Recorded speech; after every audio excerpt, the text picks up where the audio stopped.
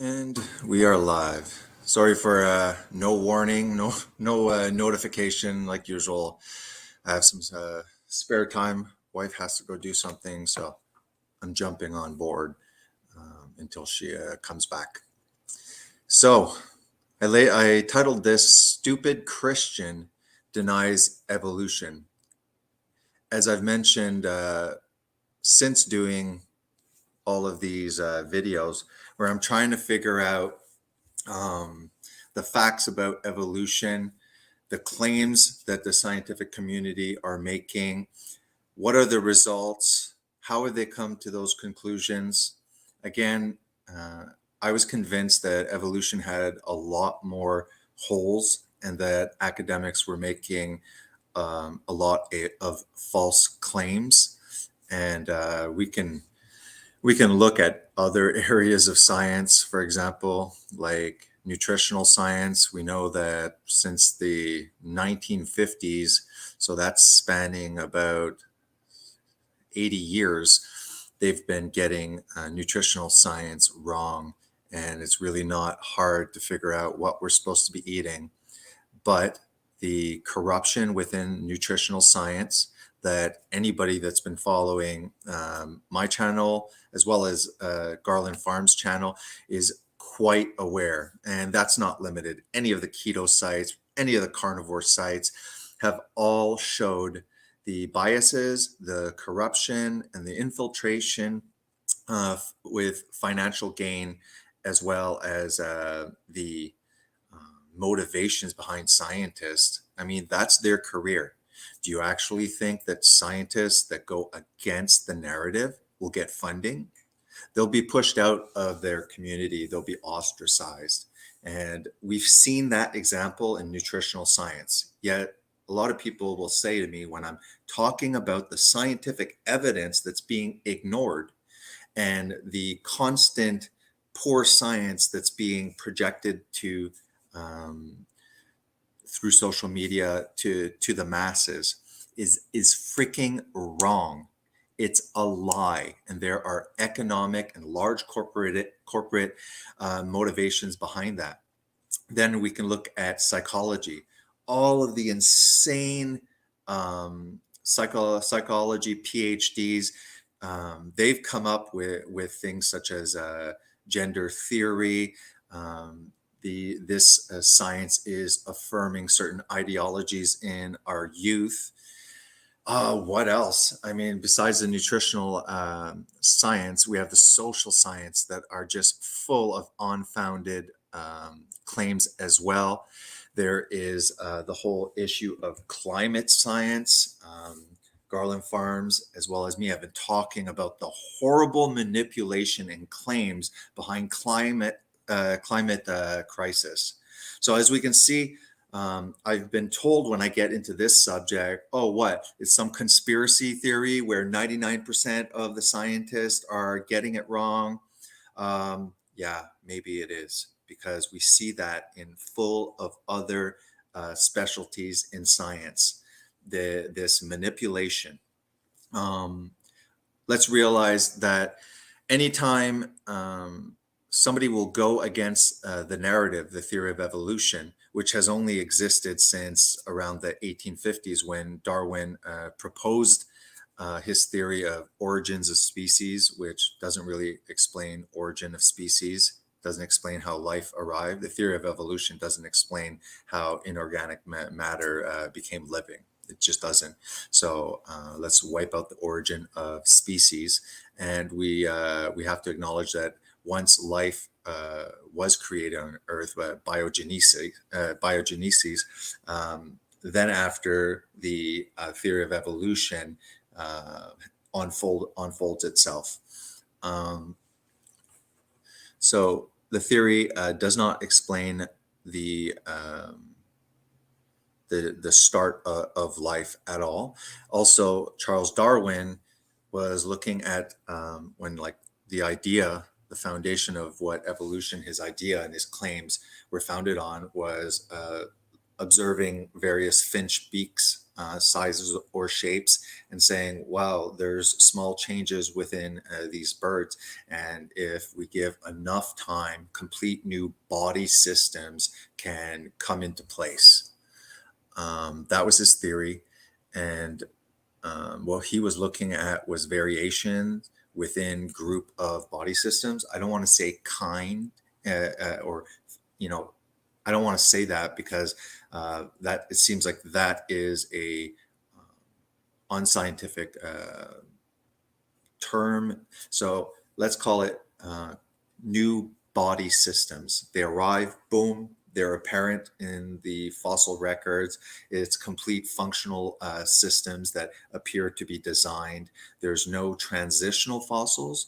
So he was looking, Darwin, at just variation between species of finches. See, if enough time went by, those finches would have remained finches and perhaps looked through a variation, which is all information within that genetic structure that can produce all of these various expressions. But that bird will remain a different looking bird, a bird with certain characteristics over time that have changed often from outside environmental forces and situations that can alter the expression of that species, which appears to be a microevolution, small changes within that body system, but still remaining overall within that body system. Fish remain fish, birds remain birds,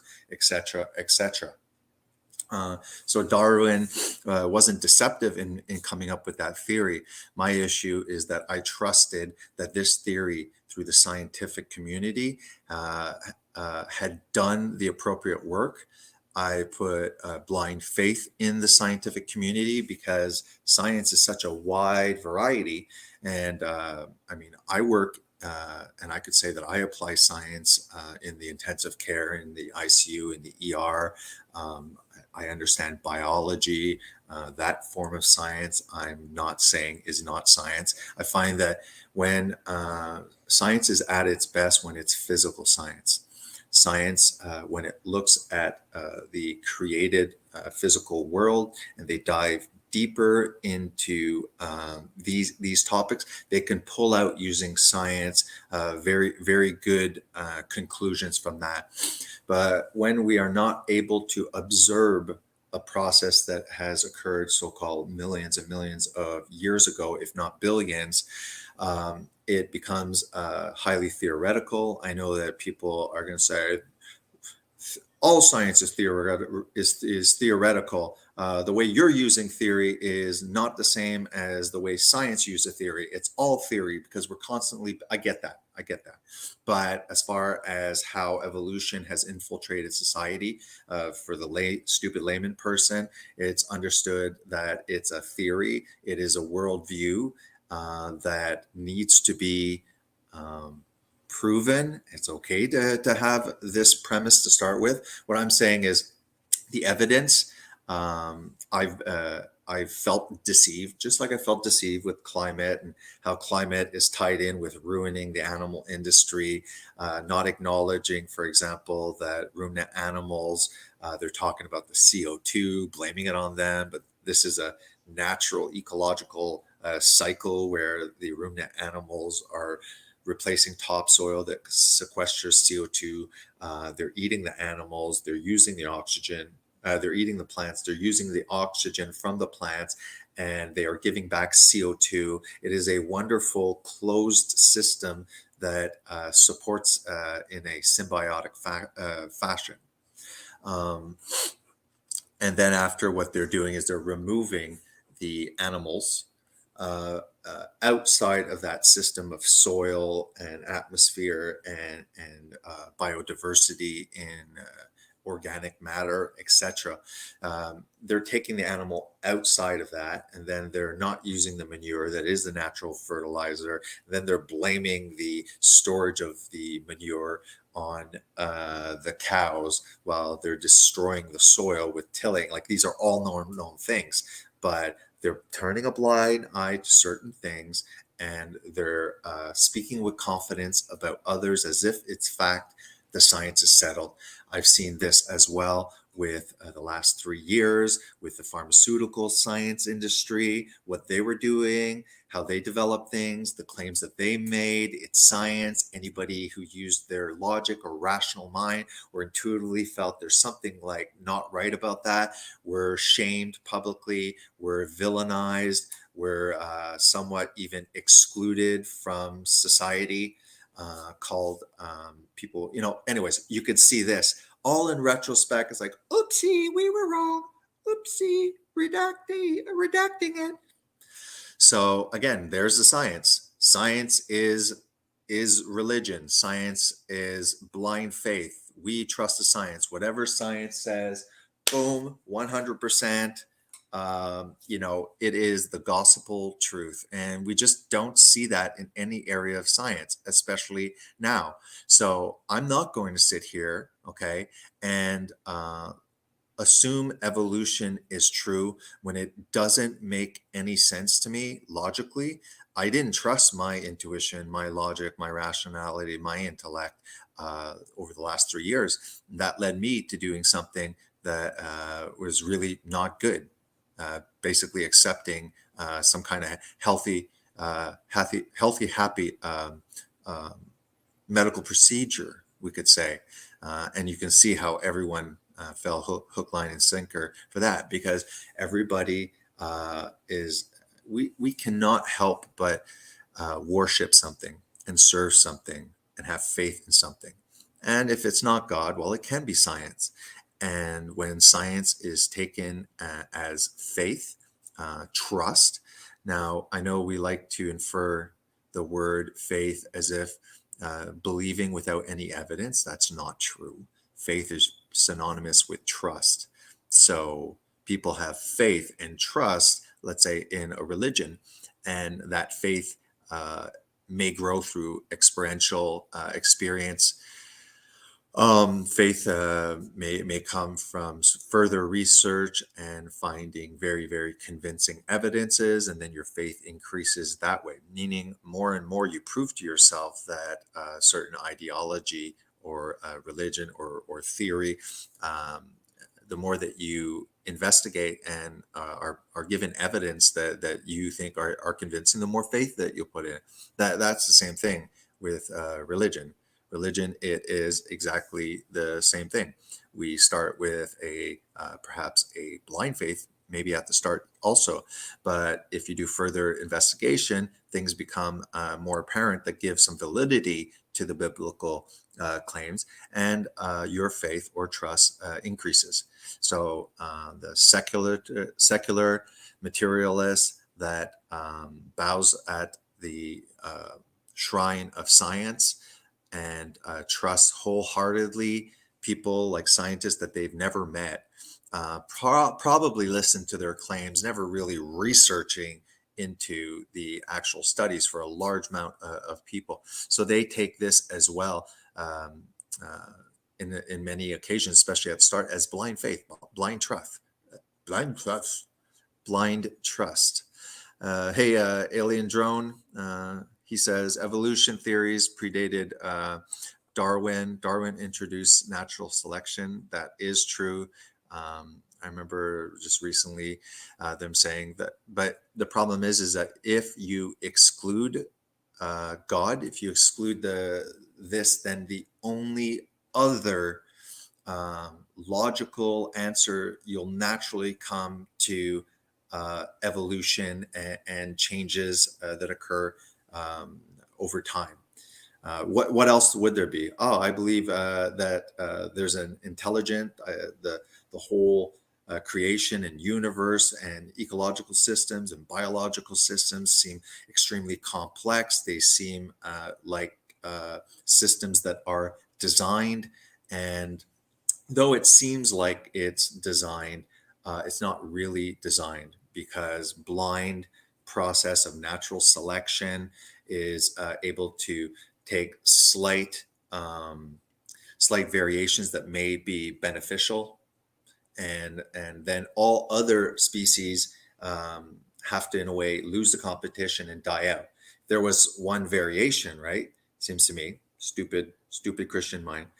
Seems to me if there's a mutation and a variation that occurred, and unless all of these die out, then this beneficial mutation, though beneficial, would just be a very small amount and competitively squashed. Um, it seems to me that that's a valid question. Mark Basket, science Big Bang is a lie. Um, I don't know. I mean, it seems like in the beginning God created, and it seems like this was through the agent of wisdom, which isn't knowledge. It seems to be an active creating force.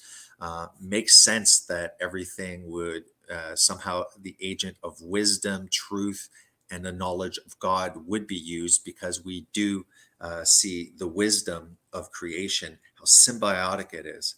Us being intelligent and able to design many things. It seems like when we go and start touching this blind natural selection where we've gotten, we seem to screw up things. Seems like we do certain things and don't realize how interconnected everything is, and we set things off balance. It's just amazing that some blind process with no intelligent input could create such a interconnected and extremely complex system where also there's irreducible complexity, meaning things can only be reduced to a certain extent, where if you further reduced it, the whole thing would crumble and there wouldn't even be able to have a starting system that could be naturally selected and evolved. So a lot of holes, a lot of things I believe that the majority of people coming out of university have been somewhat indoctrinated in, and this idea that the minute you're a Christian, it doesn't matter if you have a PhD, if you give any other possible hypothesis for how all of this was created and how we got here, if you're a Christian, that's it. You are completely discredited. Um, just like the Canadian recommendations for the food guide, tons of as well published literature. The low carb community were not allowed to take part in the committee because there was a possession in ideology, basically the diet heart hypothesis, that saturated fat as well as cholesterol, dietary cholesterol, is what was killing us, even though we're made from protein, fat, and cholesterol. Even though they're demonizing further red meat, and hey, it's science. What are you, a conspiracy theorist? Why would you assume? Why would the whole scientific community, as well as government agencies, why would they lie? Why would they lie about nutrition? Oh, are you a conspiracy theorist? Hmm. It's like, why are animals being blamed for the climate? Like that must be science, right? There's no possession of ideology. There's no ulterior motives. There's no bias there. Why would they lie to us? Oops, they did. Evolution. Why would they lie to us about that? Should we? Should we believe them just blindly? Have they earned our trust? Because the theory of evolution is quite a claim. Okay, again, doesn't explain the origin of life.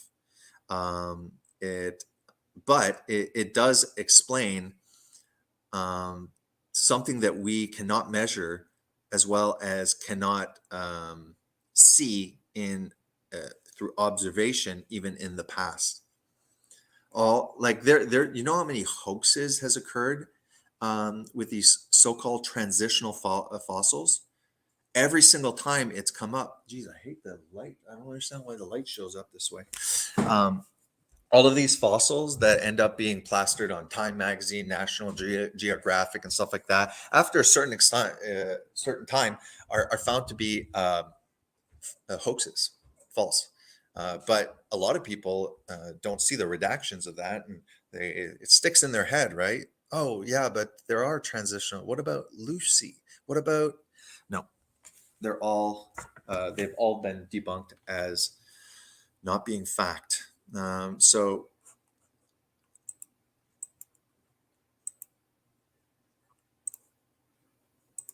So now the scientific community gaining monopoly laughs at Christians, which is very disrespectful since almost all of the church fathers, the giants that people like Dawkins and stuff like that, the modern atheists that have completely infiltrated.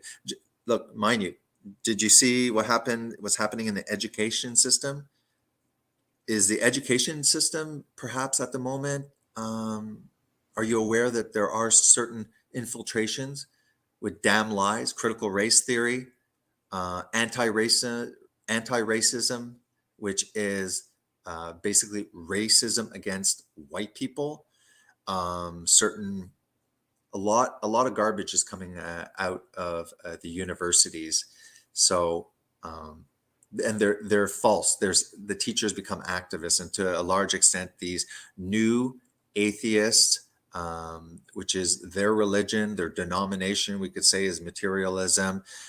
They believe in that, and they are not non-biased. They have huge biases. They believe that the theory is already true, just like in nutrition science. They believe that the theory of saturated fat and cholesterol and animal food is poison. That is a ideology that blinds these people, that creates motivation to create certain scientific experiments with certain questions that might also validate more and more their position that they already believe is true. And right now, the scientific community, academia, believe that evolution is true. They're making claims, and I can show you these that like it's a closed game. It's a shut game, guys. Evolution is true. We've proved it. Get with the program, and that is a load of crap. So we have 1600s, so the 17th century. Um, Robert Boyle said understanding of science was a higher glorification of God.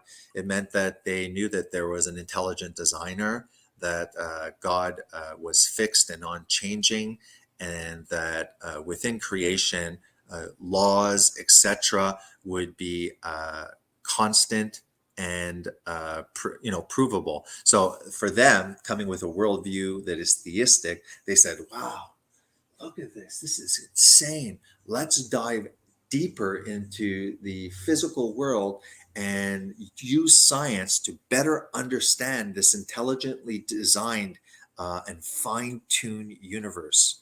So we have 34 scientists.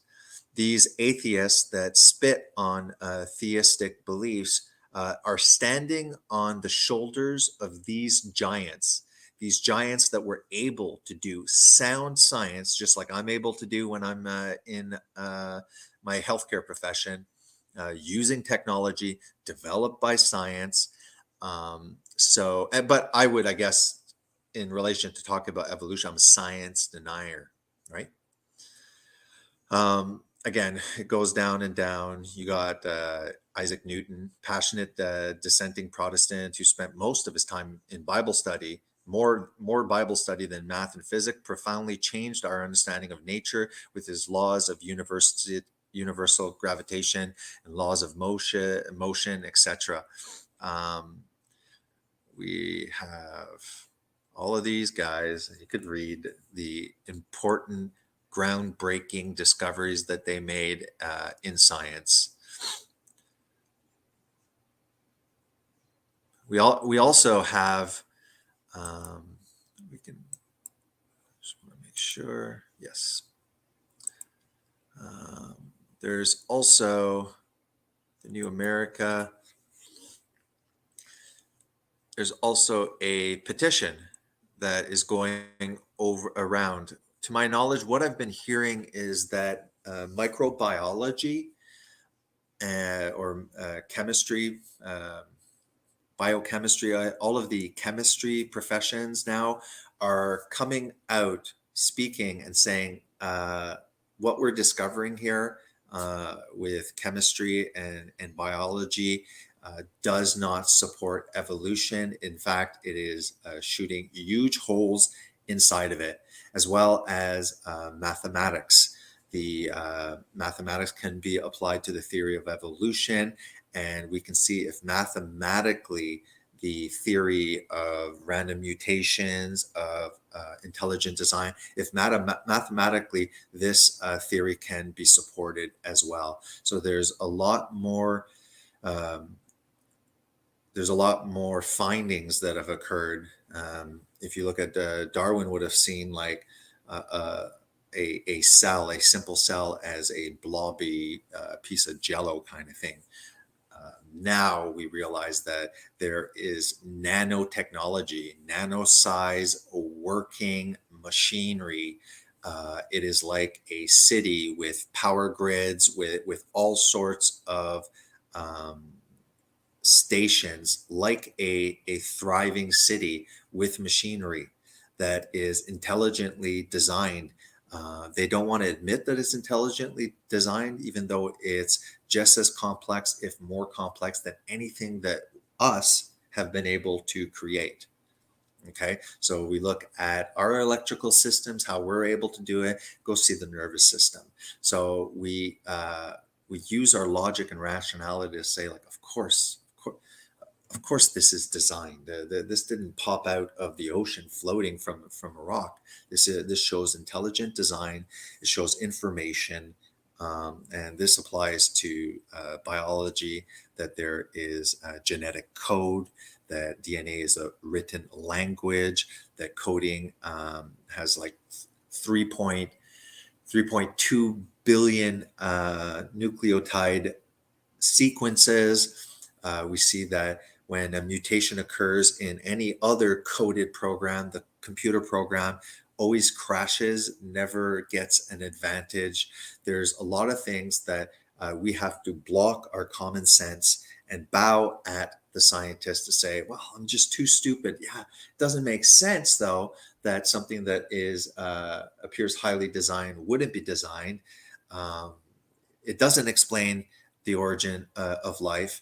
What was observed was variation within a species, not macroevolution from one body system into a completely new body system. That could occur if there was evidence of all of these small transitions. How many small transitions would have to occur to jump from one body system to another? That's where mathematics comes in and also refutes scientifically based on math and that field of study. It just doesn't add up. So I'm going to watch this. We're going to answer a bit of the questions. And again, guys, look, I might end up finishing this long journey and saying, okay, actually, no, there is more evidence. That does make sense. Good. I'm glad I looked into it further. As I said before, I looked into this years ago before even requiring this to be true to justify my religious beliefs. To this day, I could care less. I would still believe in Christianity or God or whatever if this finds out to be true. If evolution is exactly the way they said it is.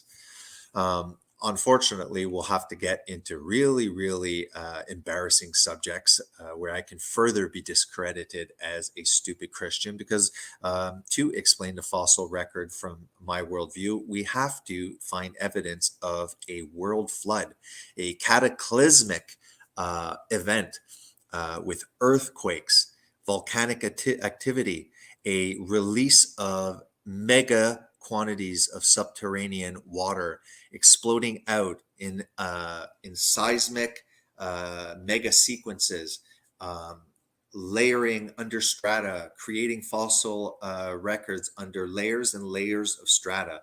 That the hypothesis could be that this is over just long periods of time, or it could be that there were many mega sequences of, with the flooding, seismic activity, sending tsunamis, wave after wave,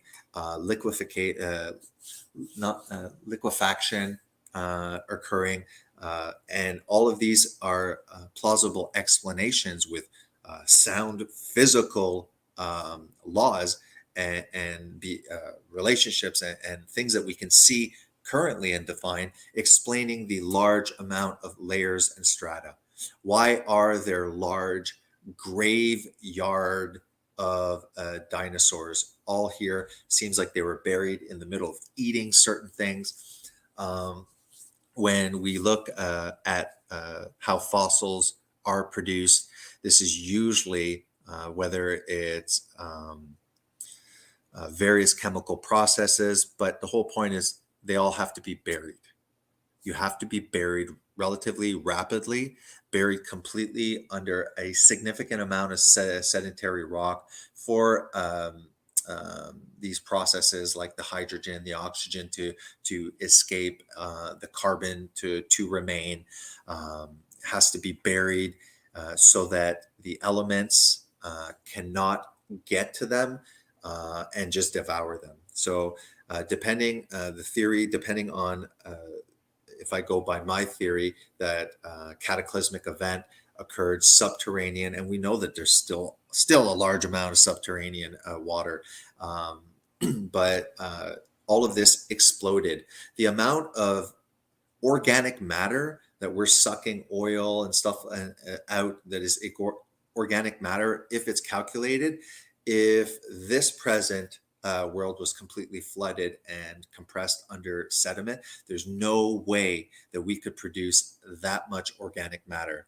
That means in a pre-diluvian era, the amount of plants, vegetation as well, was extremely could be hypothesized. There was a way more, like there's just not enough organic matter now to create the amount of coal, oil, etc. That's now under the earth. All right. How old do you believe the world is? I don't know. I don't think it's 6,000 years old, but I also think that quite possibly it can be a lot younger than what they're saying. I think their computer models and the methods that they are using for the expansion of the universe aren't necessarily the things that they're putting into the program, putting into the equations may be off. They do assume that there's certain things, certain things that are constant, that they can measure and that are constant, that are not necessarily proven to be constant at the start of the Earth and stuff like that. Again, I am speaking like a layman. I am a stupid person trying to use my mind and research and come up with my own conclusions. I may be wrong, but I am interested in this topic and I wish to bring you all on a journey with me. So insulting me does not benefit much because I am a Christian and I am used to be called stupid. So I hope that we don't get insults ad hominem saying that, I'm just an idiot for thinking that. I want people to explain. Because a lot of people also don't that are somewhat on the side of evolution don't even know much either. They're taking it by faith. The Bible mentions dinosaurs 3 times that are called called dragons, behemoth. The word dinosaur wasn't in the word dinosaur came in, I think, in the 1800s or something, and prior to that they were called dragons. And then after they called them dinosaurs. That is a fact. There is also the Bible verse about behemoth, a perfect explanation of brontosaurs. There's also a fresh T-Rex tissue that's been found. I have trouble believing that if flexible vessels are found in a remain of a T-Rex, that could happen millions and millions of years. Not sure about that. There's no human fossils either that are found in a global flood, because there's only a certain amount uh, of things that got trapped under the sediment, um, based on I just said geological areas, uh, as well. Yeah, there's a lot of factors, and this is something that we could get into. Don't forget this. All of these things are to take you on a journey, to make you find your own conclusions. But perhaps, at least if you still think that this is evolution is legit, at least you'll better understand that people that are on the other side of the fence aren't necessarily just like idiots going, "Well, the Bible says it this way. If it's not true, then the Bible ain't true." No, that has nothing to do with that. I have a minute to say, why then so many have committed suicide if happy? I'm not sure where that might be a different conversation. From the web, an endogenous retrovirus is a genetic remnant of antian virus infection suffered by our ancestors. It turns out that many of the endogenous retroviruses are shared as chimpanzees. True. But a retrovirus remains a virus. It can create all sorts of new virus systems.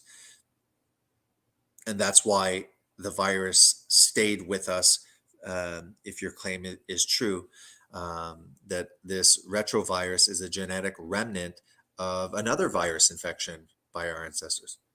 So it never changed even to anything else but a virus, because a virus makes a virus, and certain body systems are limited in creating variation within that body system.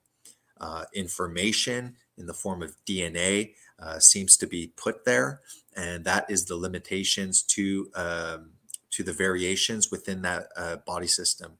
The nucleotides that create this language system of 3+ billion letter sequences. It seems like those things appear in the body systems that they can look and say, look, we have similarity. No, the coding system is a bunch of computer programs that we see God created here. These biological computer programs, and if you look at a computer program, they have similar coding throughout all of the programs that they're creating, but they use similar binary systems to create all sorts of programs.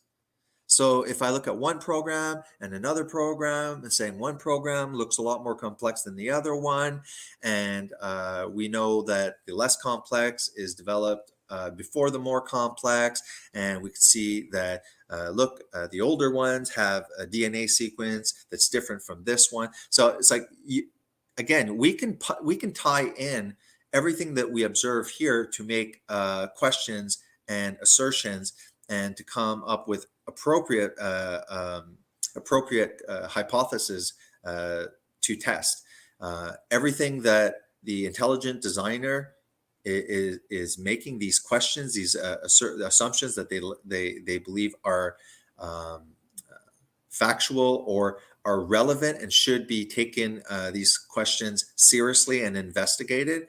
All of those things can be seen. The claims that we are making through intelligent design are observations that we can now see to question origin.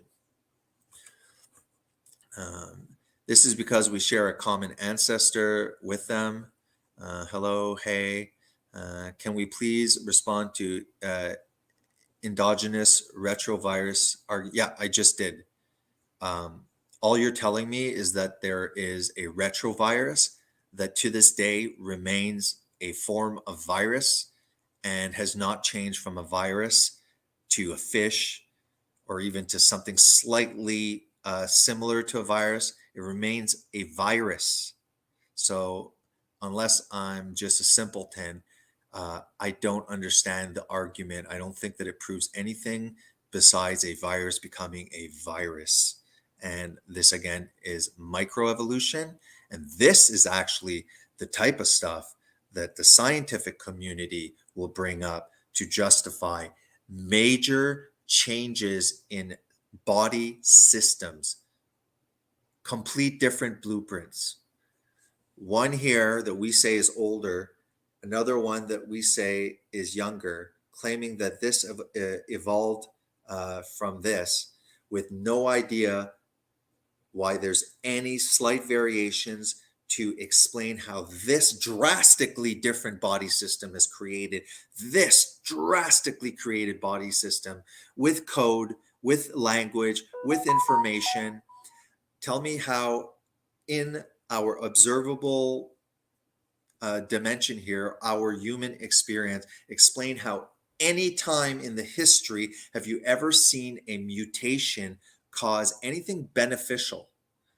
Mutations often cause genetic mutations. Either they cannot be born or they're born with horrible mutations. But if you add billions of years, don't worry about it. Those mutations are probably beneficial. And the amount of transitional uh, uh, body systems with slight variations before arriving to an insanely different complexity has never been observed.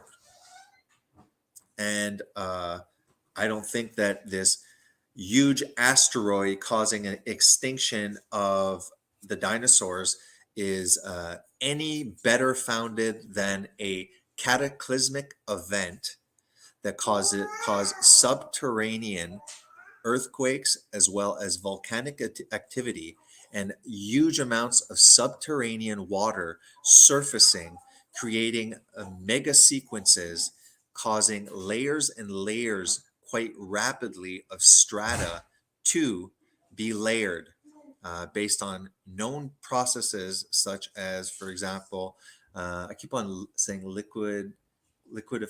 liquefaction, I believe. Um, there's also one thing that I do want to look at. It's petrified.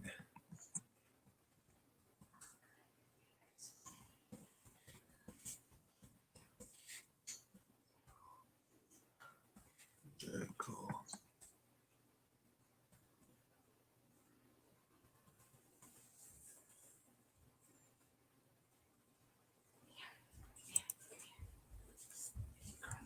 All right, so I want to show you this.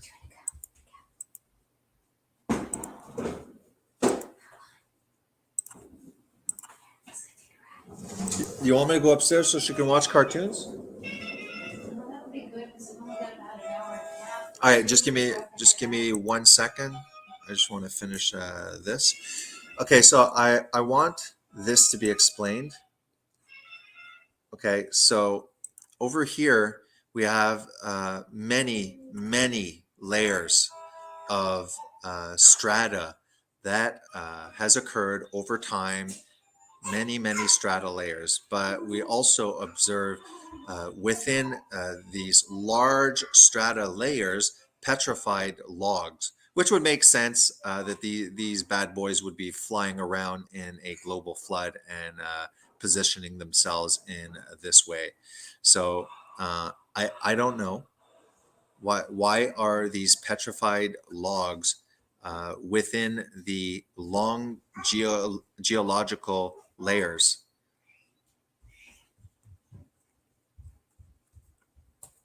What up? What up, baby girl? Yeah, guess. Eh? Yeah, she's having a bad hair day. It's fine. Okay. Anyway, so that's just something interesting. I'd like that to be explained because that's quite all. That's all. That gives me the impression that this stuff was laid down, this large area, at least here, and all of these large areas here. Um, it's a convincing argument that maybe maybe it's not, because I have trouble believing that this tree was exposed to the environment and not quickly covered up with sediment, that it could just last to the elements, just layers over thousands, millions of years, layering up this strata. It could be that all of these layers of stratas created through known scientific processes, that this could occur. I don't know. I'm just a stupid Christian, just a dumb guy. I have dumb questions. Please don't hate me for my dumb questions. Okay, they're just talking among themselves. Hey, Darla. Hey, Highness. Higherness. What up, Alien? What up, Blackjack? Mark Basket in the house. I want to look at this now. These guys are from Cambridge, from Oxford, in case you guys need an appeal to authority before you start listening to this. You need that prerequisite.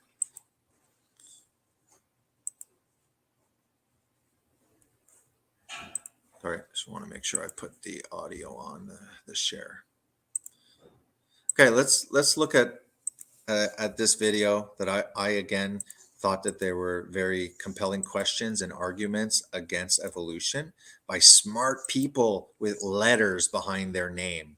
Technically, I also have RRT after my name, so I want to be part of the letters after your last name club, because it makes you smarter if you have weird letters at the end, especially if you have MD before, then you're a god.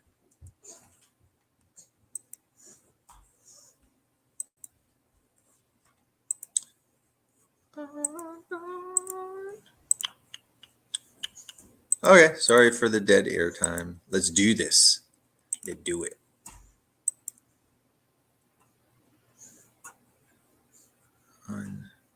Just want to see. The virus argument is that there are unlikely genetic footprints on humans and chimp DNA, which are identical between humans and chimpanzees. The fingerprint were made from humans and were made before humans and chimps diverge. Earth civilization is older. I believe pure aluminum foot found 17 feet below the surface. Silver urn is a coal mine. Just my thought. Yeah, like maybe you can come up and speak to me. I don't think any of that's a defense for proving that natural selection creates over time through small random chances, complete new complex functional body systems. I just see that you're mentioning that a virus, it became a virus, like this whole like crossed or didn't cross between ancestors and us. I mean, we're hearing stuff about what happened at a wet market. So I don't know. I don't find your question, but I might not understand what you're trying to say. But I don't find it convincing. I don't know. Correct me if I'm wrong. But I want to watch some of this. If you come on, sorry. Back and forth. Share screen. Don't share screen. Share screen. Sorry, guys.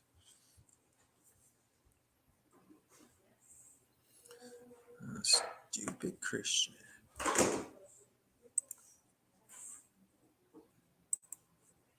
Okay, straight to the video. Enough with the share screening. Share system audio. That's the most important. I've done that before.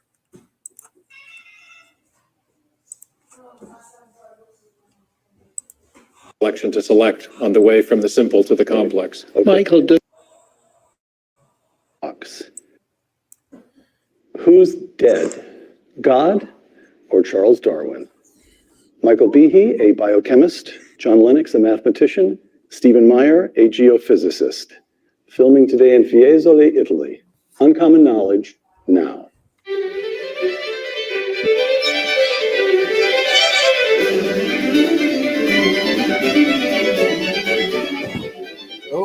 fell. Welcome to Uncommon Knowledge. I'm Peter Robinson. A professor of biochemistry at Lehigh University, Michael Behe holds an undergraduate degree from Drexel and a doctorate in biochemistry from Penn. He's the author of a number of books, including Darwin's Black Box. Emeritus professor of mathematics at Oxford, John Lennox grew up in Northern Ireland, earned his undergraduate degree from Emmanuel College, Cambridge, and then went on to earn not one and not two, but 3 doctorates in an academic career of astounding distinction. Dr. Lennox is the author of many books, including the 2019 volume, Can Science Explain Everything? A former professor of geophysics at Whitworth College, Stephen Meyer is now a fellow at the Discovery Institute. He holds a doctorate of the philosophy of science from Cambridge. Dr. Meyer has published, again, many books, including his 2013 volume on the fossil record, Darwin's Doubt. Michael, John, and Steve, welcome. Obviously, I'm going to have to read all of these damn books too, to sit down.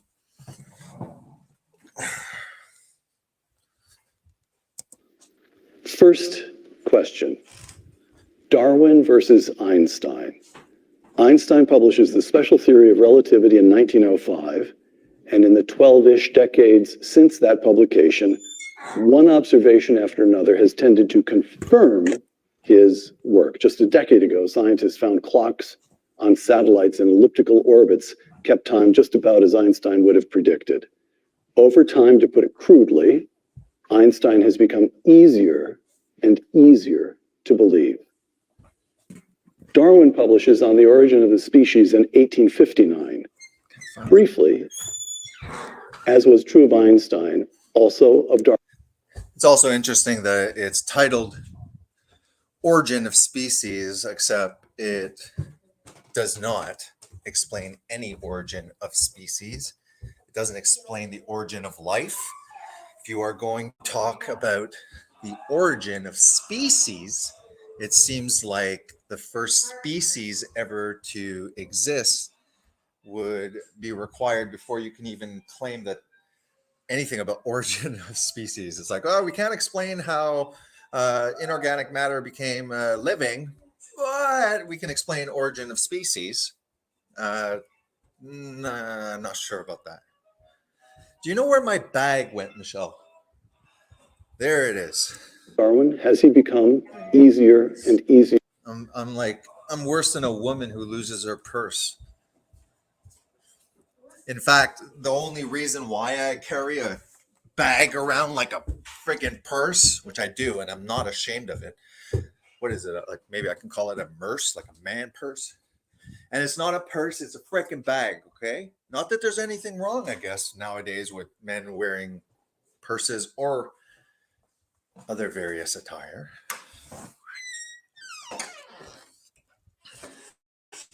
Because I used to lose everything. It's funny, I know how to, I can memorize stuff like this, like in textbooks and stuff like that, but I cannot remember what day it is or where I put my keys. It's an odd contrast. Easier to believe, Michael? No, the opposite. The opposite. John? The exact opposite. Stephen? Theory has been progressively disconfirmed by multiple observations in multiple subdisciplines of biology. All right, all 3 of you come out swinging. Gentlemen, you're about to take a layman through 3 problems with Darwin that the last few decades have turned up. Problem 1, Stephen, this is for you. Feel free to join in, but this one for Stephen particularly, the fossil record. The Cambrian, how's it pronounced? Either way, yeah. All right, the Cambrian or the Cambrian explosion. What was it, and why is it a problem for Darwin? It was a problem that Darwin himself knew about in 1859. The Cambrian explosion refers to an event in the history of life in which the major groups of animal forms, the new body plans that are exemplified by the largest categories of different types of animals, appear very abruptly in the fossil record with no discernible connection to ancestral precursors or intermediates in the lower Precambrian strata. And this pattern of abrupt appearance of the major groups of organisms, of biological or morphological innovation, as it's called, recurs up and down the sedimentary rock column. The first winged insects, the first dinosaurs, the first birds, the first mammals, the first flowering plants. There are multiple instances of this type of abrupt appearance. And so the fossil record looks very different than Darwin anticipated that it would look. He depicted the history of life as a great branching tree where the forms of life we see today emerged gradually. See, he sees origin of species here. Still unable to say how the origin of the first living system occurred prior. But what we do see is categories of complex body systems already created and just appearing in the fossil record. Now, within those body systems that appear, there is this effect, this branching off and this variation that occurs. But that's within those specific limited body systems that arrive. Okay. And when I'm talking about body systems, because for some reason people don't like the various categories or kinds, I'm not sure about that. By saying various kinds and variation within its kind, I'm just saying like fish stay fish and birds stay birds, and tigers do not become hippos and stuff like that. There is what appears to be an appearance of a body system and then a variation within that system branching out like that, which is accurate if it's variation of species adaptation, where a given animal system is adapting to outside forces. White polar bear kind of thing, a black bear compared to a white polar bear, what happened, things like that. From one or very few simple forms at the base of the tree, at the trunk of the tree. But instead what we see, it looks more like a lawn or perhaps an orchard of separate trees where the major groups of organisms appear abruptly without connections to those ancestral precursor forms. So the Cambrian explosion was the first that got noticed. As you say, Darwin himself noticed that this was a problem. But this is from my reading, add to it or correct me. As I've got it, the record shows one abrupt meaning a few million years, but in the geologic time, that's the blink of an eye, one abrupt event after another. Photosynthesis, just all of a sudden it's there. The Avalon explosion, the great Ordovician biodiversification event, whatever that may have been, the Silurian Devonian terrestrial explosion. Fish appear, birds appear, dinosaurs appear, mammals appear. Okay, so the obvious objection to this is, well, we've only really been digging since about Darwin's time. The Earth is big, geologic time is essentially endless, there are fossils there. We just haven't found the intermediate forms. Right, that's an objection to the claims about fossil discontinuity that's known as the artifact hypothesis. This idea is that the missing ancestral forms are an artifact either of incomplete sampling, yes, or incomplete preservation. Right. The Cambrian explosion itself presents a very nice test of that artifact hypothesis. The claim with respect to sampling is that that we haven't looked long enough. Well, we're 160 years on now from the Cambrian, or from the publication of The Origin of Species. Again, don't forget. So 160 years into it, which is like not a very long time. So it's only been 160 years. Darwin came up with his claims. His claims have been not proven, nor they can't be proven. They are not observed. The claims that are made against evolution are observable and measured. And yes, they come with their specific conclusions that might not be right. But intelligent design comes with observable information to back up their claims. And evolution is a theory brought on, and more the science is progressing, especially in the field of biochemistry, for example, and even mathematics, that the numbers don't add up, and biochemistry is coming up with evidence that makes evolution have to answer a lot for its claims, and we'll see. We'll find out. And the Cambrian explosion, from our point of view, has become even more explosive. There are more new forms of life, more new animal forms known now in that Cambrian explosion event than there were in Darwin's time.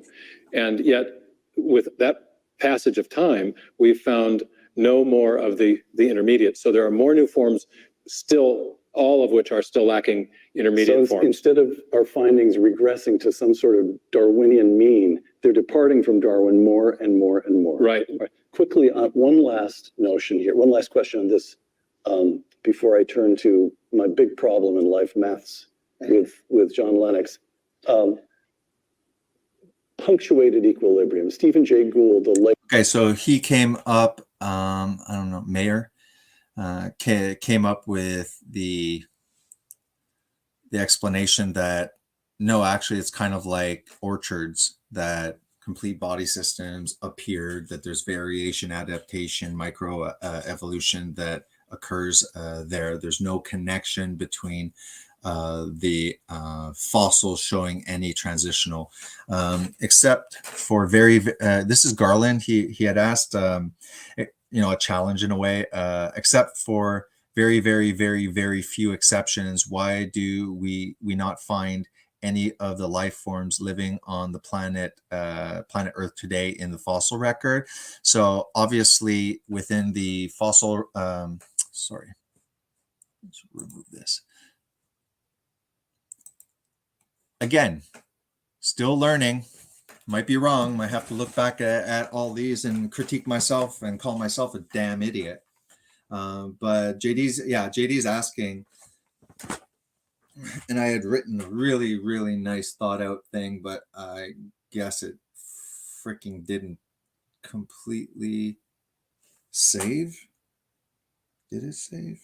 Oh no, maybe it did. Okay, so JD had asked, except for very, very, very few exceptions, why do we not find any of the life forms living on planet Earth today? So he's right to say very, very, very few, but there are some like crocodiles and stuff. I think I had seen a article, with at least 15 they call living fossils, if you want. Well, I understand that fossils are created when a large amount as well as a rapid amount of sediment buries a living or organic matter. The pressure can cause fossilization, where the hydrogen and the oxygen escape, carbon's left, and that carbon is able to make a mold. There's us also being buried, where there's mineralization exchange between the bones that are left over, the hard bones, and mineralization changes occur that also create kind of a casting of the exact shape of the organism. All that to say is that it backs up a cataclysmic flood event, in my opinion, where large where earthquakes, earthquakes, volcanic activity occurred, breaking the crust, subterranean water spewing out of underground caverns, quickly creating these mega sequences that depending on geographic locations as well, and sea level, buried these layers of strata, mega sequences after mega sequences over a period of roughly 1 year, explaining as well what they call dinosaur graveyards. And this shows that possibly large amounts of these dinosaurs were herding together, possibly trying to escape, and got covered. That is a super dumbed down way of explaining it. That's all that I can explain from the smart sounding lecture that I read about that eventually we'll probably look into here.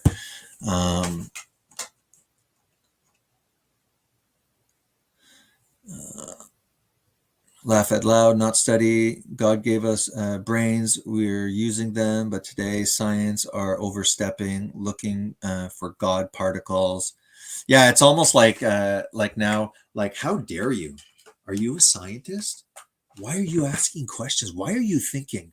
This is way too complex for you stupid peasants. We are the experts.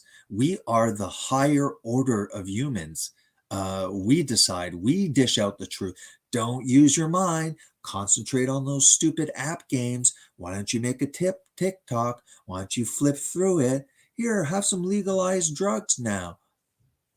Yeah, shut the F up and stay in line. Let the big grown-ups decide what reality is. And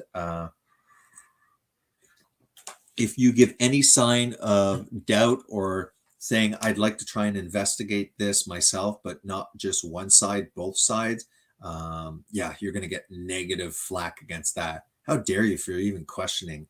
And every question along the way, the followers of scientism will nail you, saying that's not what science it means. That's not, and they just want to spin you in circles, constantly whispering, "You're an idiot. You have no right to ask this. You're stupid." And it's like, I know I'm stupid on the subject. I'm trying to figure it out, but this is going to take a while. It's going to take a long while. So stop calling me stupid the whole way, and maybe start giving me your arguments. And then those arguments can set me on a way of verifying the validity of that. We can have talks. I don't mind having people here where I'm not interrupting, where I'm shutting my mouth and listening, documenting things down and verifying for later. Earth civilization is older. Blah, blah, blah, blah. Let's go. Continue. Gotta stop, even though I wish we'd just go through this together, this video. Gotta stop. Gotta make responses, or else I'll get a strike. Because my problem is let's say debating nutrition with somebody who has never looked into nutrition, is just buying whatever, avoid saturated fat, avoid cholesterol, don't eat animal food. It's better for the environment if you go completely plant-based. And people are, making all of these major claims, right? So then after you who have looked into it years, decades sometimes, you start trying to debate with them, and you're putting out truths and facts that are founded in, but they haven't read that, so they don't even know if you're telling the truth or not, and this puts me at a serious disadvantage too, because I didn't go to university I didn't do these courses in university. So to be honest, I'm coming definitely from a position of ignorance. No problem. I admit it. So start pumping out valid arguments for evolution, because I'm telling you, looking at all of these damn debates, when evolutionists have time to convince me, they spend most of the time just insulting the other side, trying to break down their arguments instead of directly, just indirectly saying that they're Christians. We see that anybody who goes against evolution loses their career. So yeah, I don't think that 99% of scientists are lying to us. I think that there's a small amount that are lying, that the institution has become possessed by that ideology, and that for their career, they are shutting their mouth even if they have any doubt. Okay. Late, and by all accounts, great. He seems to have been a dynamic teacher. He was certainly prolific. the great biologist Stephen Jay Gould, who held, well, you tell me what punctuated equilibrium held and why it doesn't answer the problem. Well, it was a wonderful new idea. Gould and another paleontologist, Niles Eldredge, formulated this theory in the late 1970s. And what they were trying to do was describe the fossil record more accurately. And what they saw, and what paleontologists saw then and see now even more distinctly, is this pattern of abrupt appearance and what they called stasis, that the basic form of an animal, the basic body plan, will remain constant through long periods of time, either going extinct or continuing to the present day. There would be variation within the constraints of a body plan, but limited variation. The crocodile appears and remains. All right.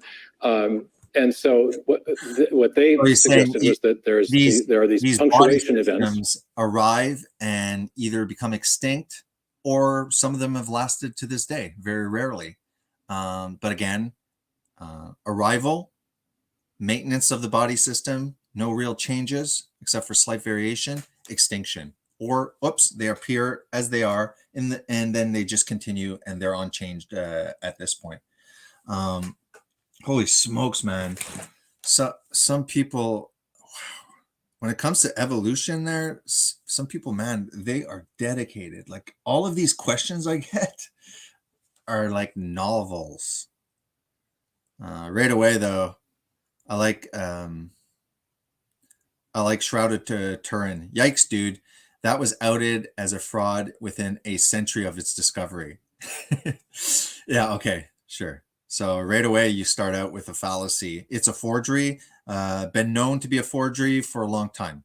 No, the carbon dating has been refuted. It was taken in a site that was repaired. It wasn't even the original linen. Okay. Science acknowledges that there is an image of a man that holds all the markings of the person in the gospel known as Jesus. It also does not explain how the imprint imprinted itself. There is a lot of strong evidence, but of course, anything that gives validity to the Bible, whether it's evolution compared to flood, whether it's a forgery compared to, well, science doesn't know how they made that damn forgery, so it's pretty convincing, isn't it? No, anything, as well as historical sites, eh? Don't forget, I've done videos where the real Mount Sinai is located, where right near Mount Sinai, there is the Golden Calf Shrine. There is the location for the flood event that has pillars that are marked there that are ancient. There is the place of the skull, Golgotha, that is still visited in Jerusalem. There are a lot. We have Exodus Decoded, where a lot of the Egyptologists obviously are Muslim, and they have purposely dated about everything half a millennia, 500 years off.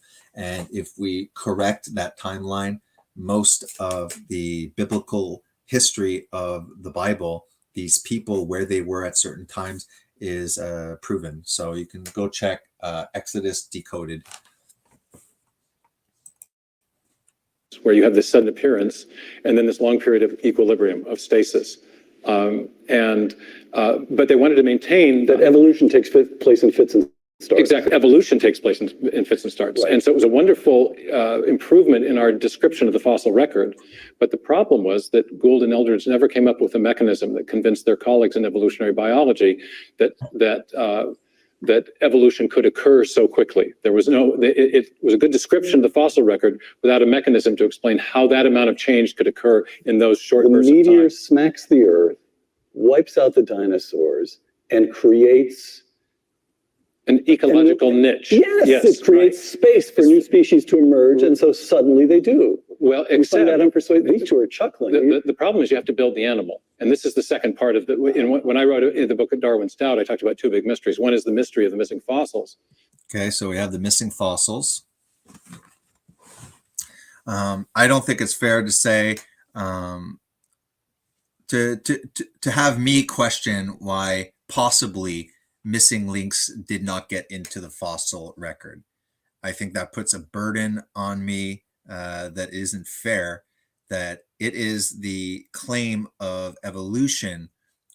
It explains a reality of how things evolved. So they have to explain.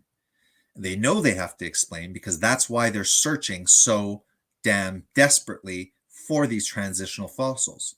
That's why that there's been there's been made hoaxes of transitional fossils, as well as artist depictions of evolution that is taught in textbooks.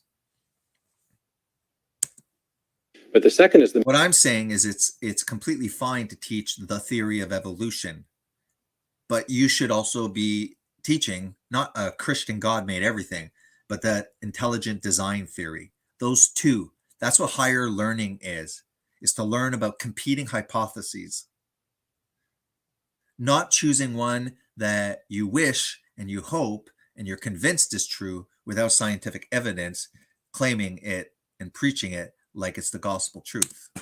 the mystery of how the evolutionary process generates the new biological form. Because what we know now, as in our computer world, if you want to generate a new form of life, you have to have a lot of new information. In the computer world, want to get a new program, got to have new code. Yeah. Same thing is true in life. Where's the code come from? Just opening up the niche doesn't explain the origin of the information. That makes good sense. I actually, maybe I'm actually absorbing some stuff because that's the exact point that that I just made before. Necessary to build the new animal form to fill it. All right. Now we come to maths.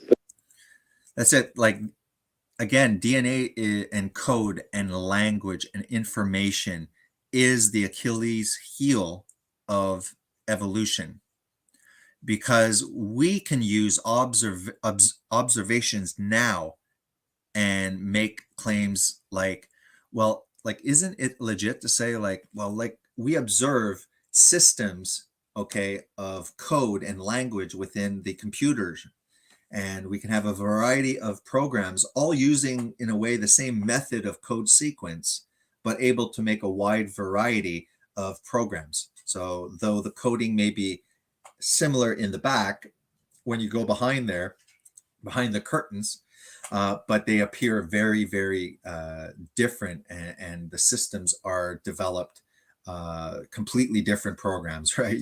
You'll have a simple Word, an ability to write on Microsoft Word.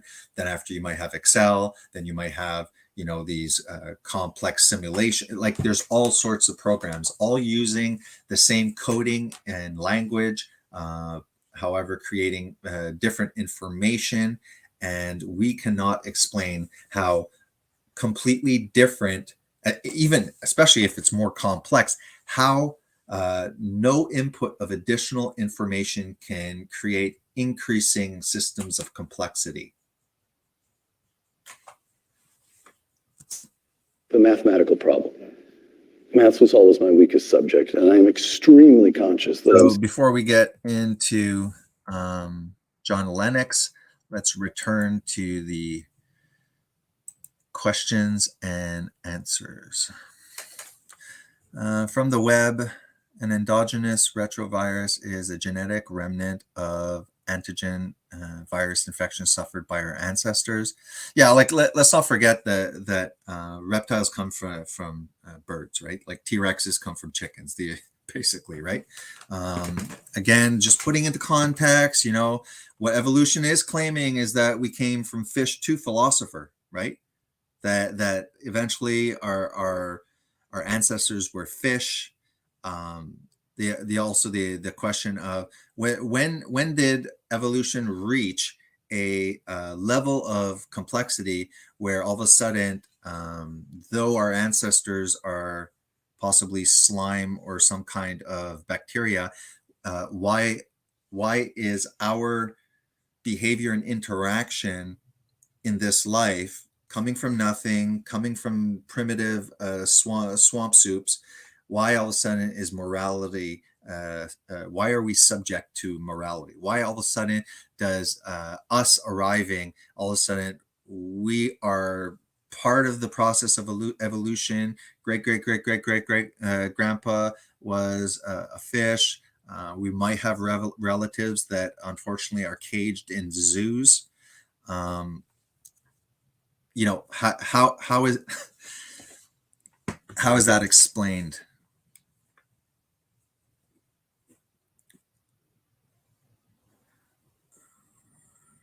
So again, all that proves, Alien, unless I'm just not grasping it, is you're saying that the retrovirus, it's a remnant of another virus infection that our ancestors suffered. Again, the only thing I'm talking about is the claim, not microevolution, not variations. Like the scientists talked about a possibly beneficial genetic a genetic mutation with fireflies, because they're made so rapidly generation after generation, and they're like, oh cool, see, this is evolution, we've proven it. It's like, okay, I'm a stupid yeah, but is it still a fruit? Is it still a fruit fly? I said firefly. Is it still a fruit fly though? Yeah. Oh, okay, so you just showed me that a fruit fly evolved into a fruit fly. I'm stupid. I am a stupid Christian. To me, it doesn't make sense. You're showing me a fruit fly that came from a fruit fly, and you're trying to make me believe that nothing created everything.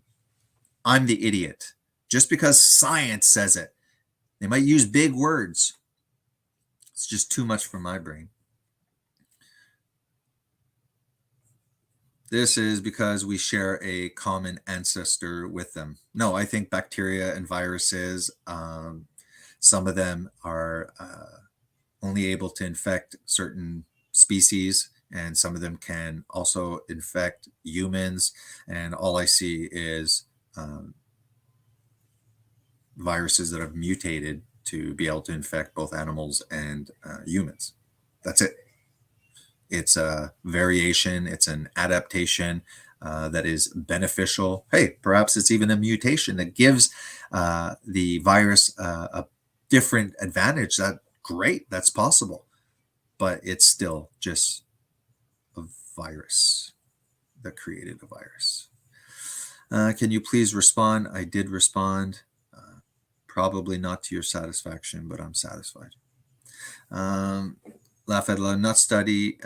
God gave us brains. Yeah, that's the problem now, eh? It's like, no, don't use your brains. Okay, we have experts to come to conclusions. We will let you know through social media what the truth is. Shut up and stop talking.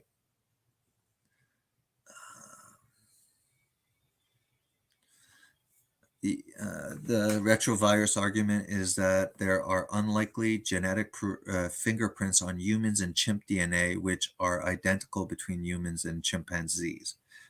Argument that there are unlikely genetic fingerprints on humans and chimp DNA, which are identical. It's unlikely that they're identical. Were made between humans and chimps diverge. Okay, so I don't know, Alien. Like, that's a statement. Show me. Obviously, you're convinced of it, so show me at least some links to that. But in the end, don't waste too much time on it, because all I'm going to say is you're telling me a virus developed into a virus. Earth's civilization is older, I believe. Yeah, maybe you can talk about this. 70 feet below silver urn in a coal mine. Just a thought. Yeah, there's some weird things too. There was like somewhat of a modern tool, and definitely not a caveman tool, that was within coal and got that was encased inside coal, which is quite odd. And look, there's also flexible T-Rex tissue.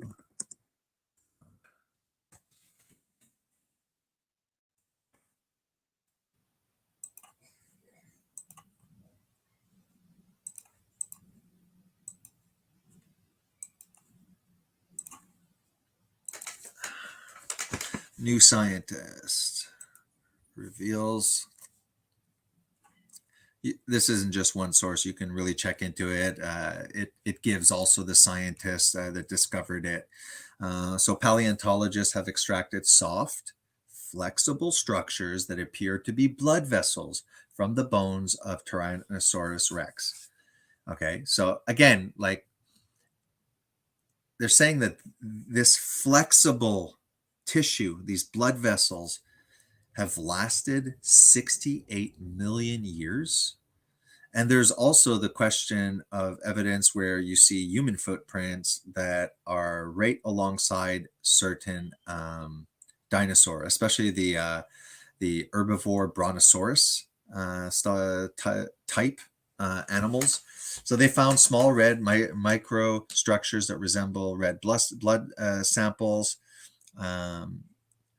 Here, Mary Schweitzer at North Carolina State University has also extracted similar soft tissues from a few other dinosaur bones.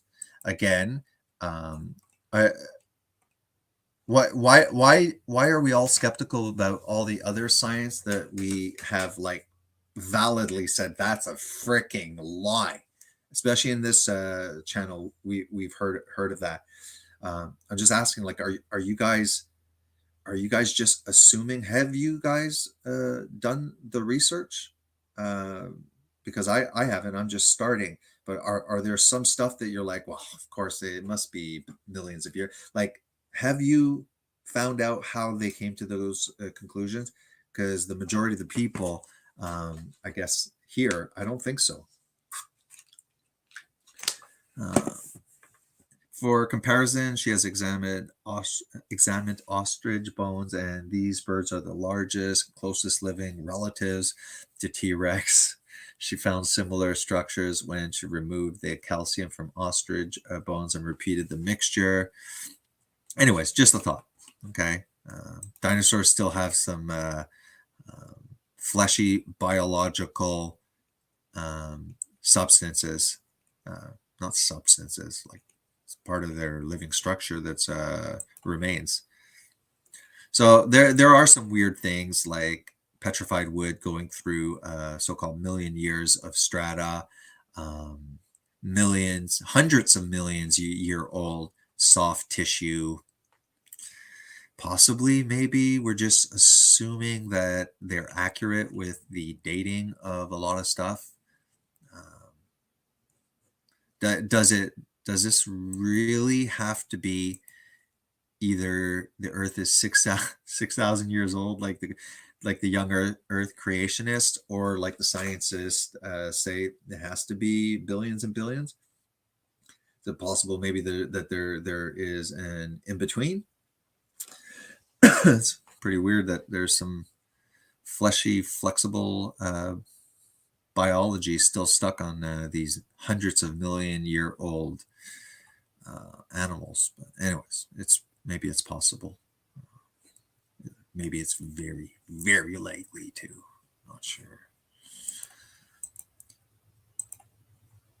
I'm surprised I haven't lost tons of viewers for being honest and talking about my skepticism of evolution, because like I said, it's links are not allowed on YouTube. You could Google the alien. Let's check that on another stream, because I actually want to try and get through a large amount of this video. So let's continue the video. Speaking to the Emeritus Professor of Mathematics at Oxford University. All right. So let me just put in layman's terms, as best I can, and I have worked on it, what I take to be the mathematical problem that has emerged in recent decades with Darwin. We know now something about when life seems to have emerged, something between 4 and 5 billion years ago. We now know quite a lot about the rate at which random genetic mutations take place. Darwin's theory suggests that evolution arises because random genetic mutations take place and natural selection acts on them. We also know quite a lot about how complicated it is to create proteins that function, proteins, chains of amino acids, a couple of hundred and longer. And the math simply doesn't work. From the beginning of time to the present, there is some number of mutations that had to have taken place to create the life that we see around us. And it just doesn't add up. Is that right, roughly? So it's much worse than that. Because I think one of the very important things, and I'm not a biologist, but I do study the biologists as carefully as I can, is that Darwin's theory, whatever it does or doesn't do, says zero about the origin of life. Yeah. So at least let's acknowledge this, that intelligent design does explain the origin of life. It explains when life occurred, how complex it is. Darwin was unable to see the complexity just because of the limitations in scientific equipment, for example, microscopes. But now that we look into, something as simple as the bacterial flagellum, a motor with gears, drive shafts, able to do hundreds of thousands of rotations per second, complex energy grids, complex information blueprints in DNA. All DNA. He didn't know about DNA back then either. So he didn't. When Darwin came up with his hypothesis, his theory, he did not see the complexity and the intelligent design and all of these motor apparatus, these nanotechnology, nano-sized technology in the simplest of life on a cellular level. He was unable to see that. Therefore, when Darwin made his claim, he had no idea that there was information in the form of coding sequences expressed in a language and a blueprint for life to completely build a wide variety using this information, wide variety of complex and often quite different body systems. He didn't Right. claim to speak about the origin He of always life. presumes that the pre-existence of a form from which other That's forms right. evolve. Okay. But unfortunately, for many years, Richard Dawkins obscured everything, obfuscated the whole situation. Dawkins, the Oxford biologist. That's right, because he said that natural selection, which Darwin discovered, and he describes it as a blind automatic process, Yes. is responsible for the existence and variation of all of life. Now, he later admitted. So he says he was making the claim of existence, right? And Dawkins, a biologist, is part of the new atheism. He speaks and people listen. But as we've seen, smart people can say really, really stupid things. And then we have the issue, the emperor has no clothes effect, which again, even me, I was a little nervous to start talking about my skepticism because I knew that it would be responded by people that are just as religious about this topic as me making claims about anything other, such as God.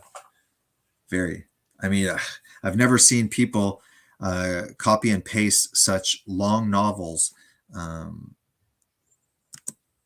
It took far too long to do it, that evolution in the Darwinian sense cannot be responsible for the origin of life for the simple reason is that evolution, whatever it does or doesn't do, presupposes the existence of life. Right. So you have two separate problems here.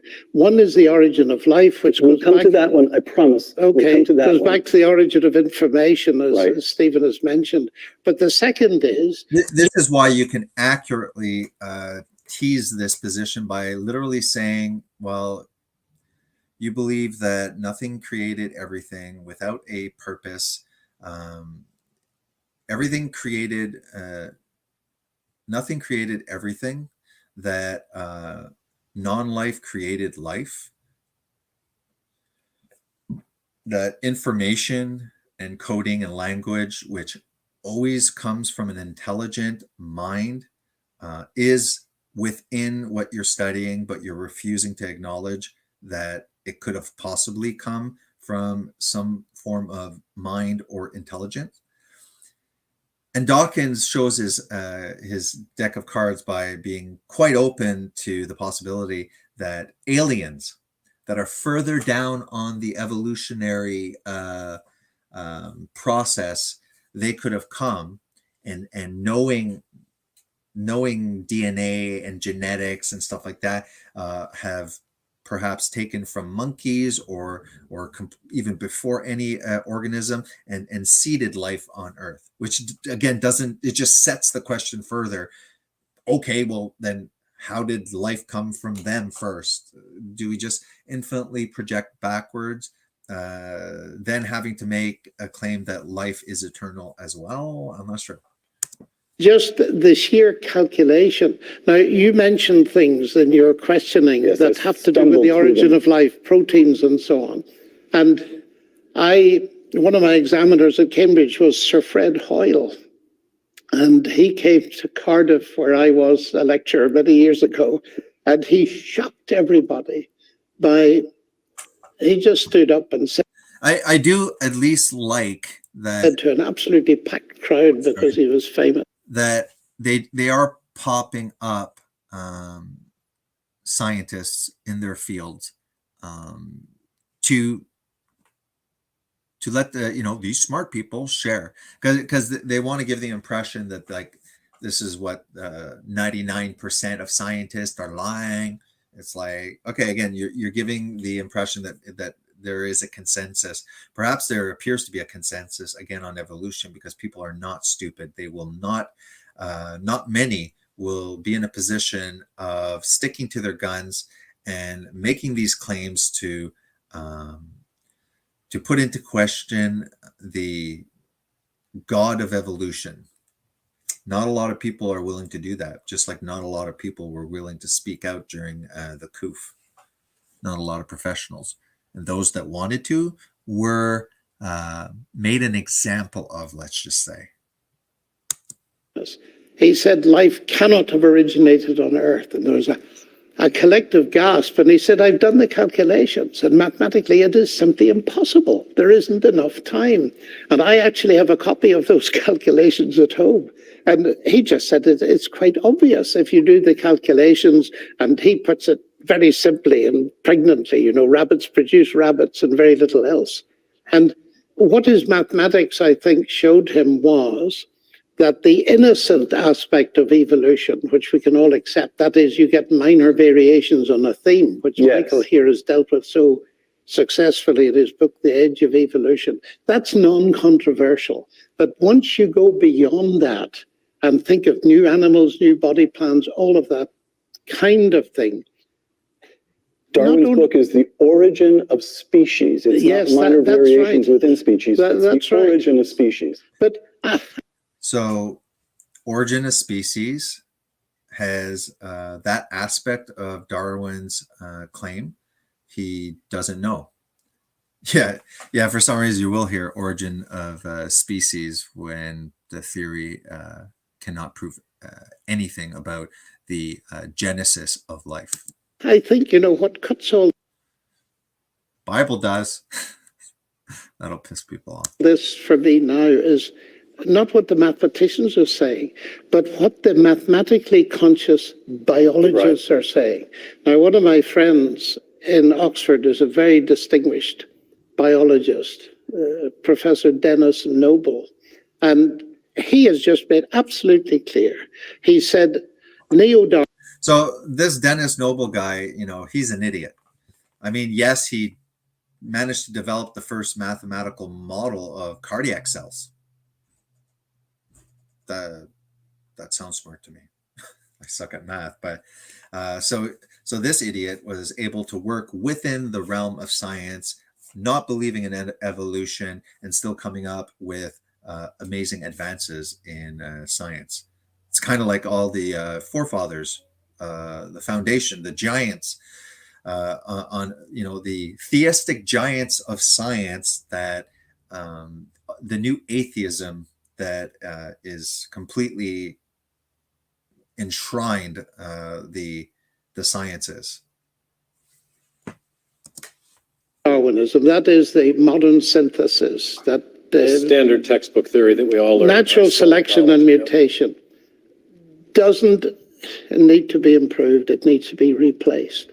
Right. And he almost was quoting someone like Lynn Margulis, another very distinct American evolutionary biologist, and was the primary modern proponent for the significance of symbiosis in evolution.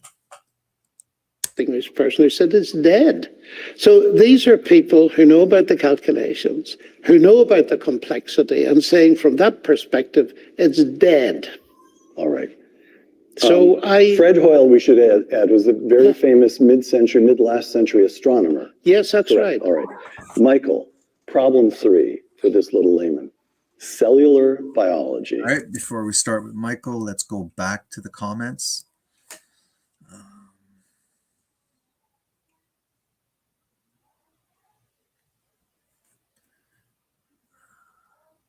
First virus to jump was from camel to humans, making for the common cold. If immune is low, your candidate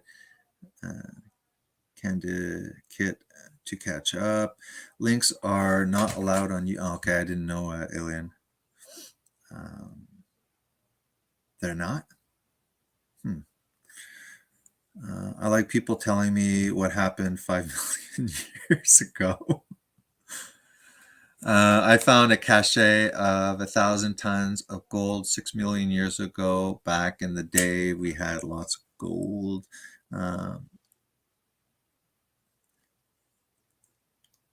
And Doge Chan, Doggy Chan. Hey man, first time I've seen you around here, so yeah, guys, leave a thumbs up.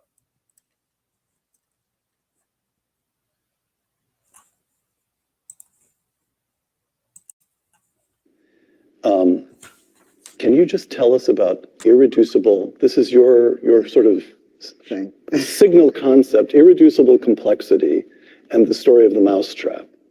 Sure. Well, might start. Now, this is kind of like my common sense and intuition as well said that there are, oh man, great. Now the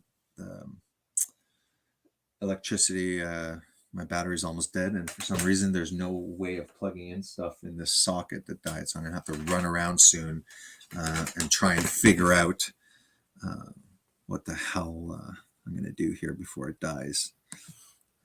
And then I forgot what I was about to say.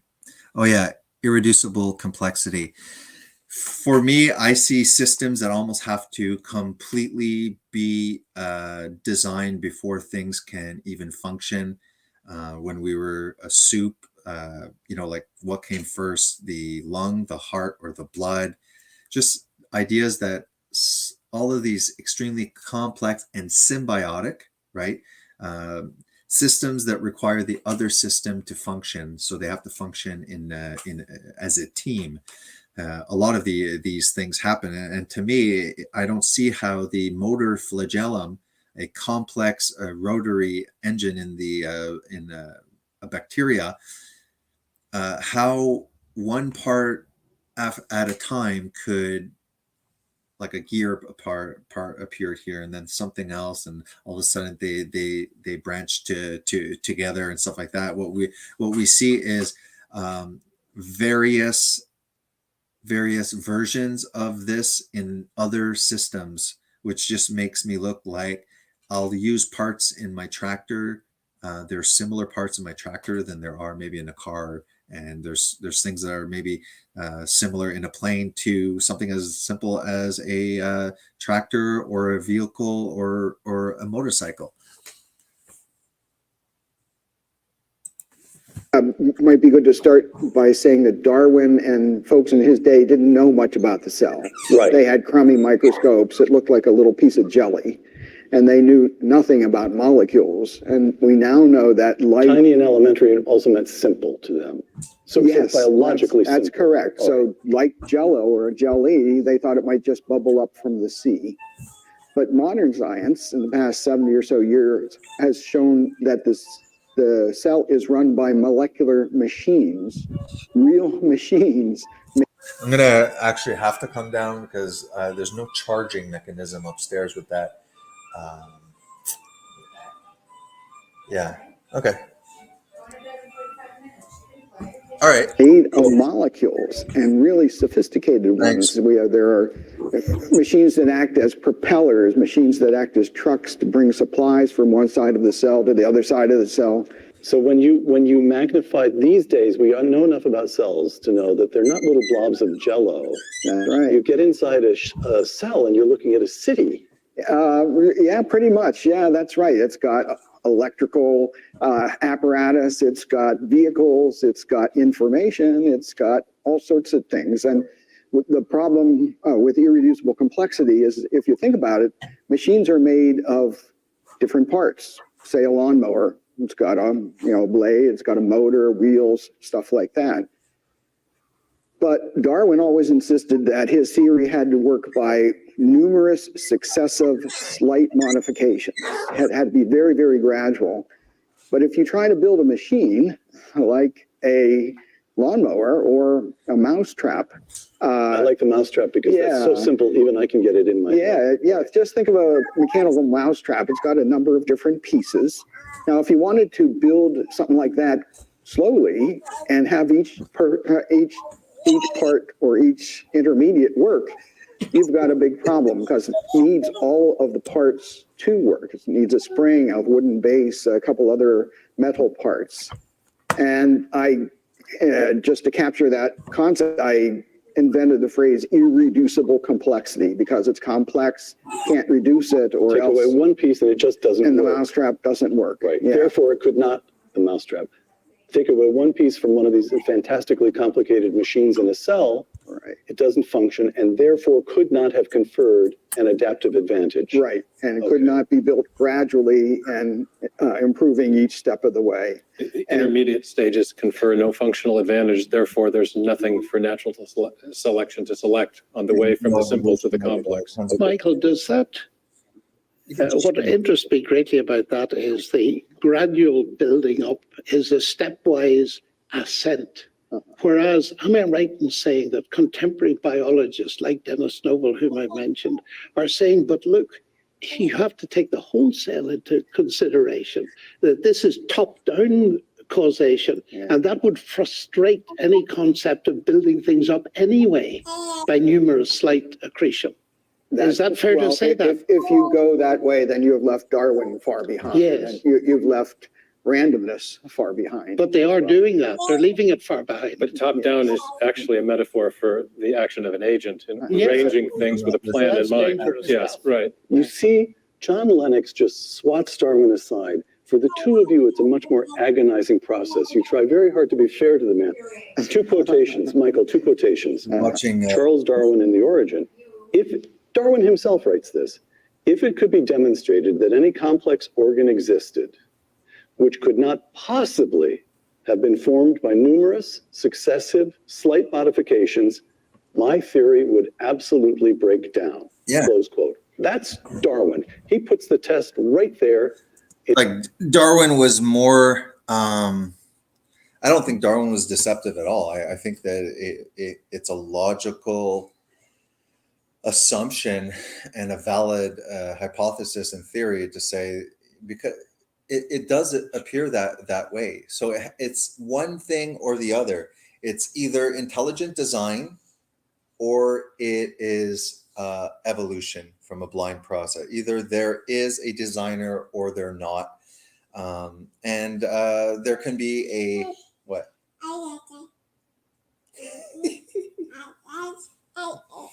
Yeah.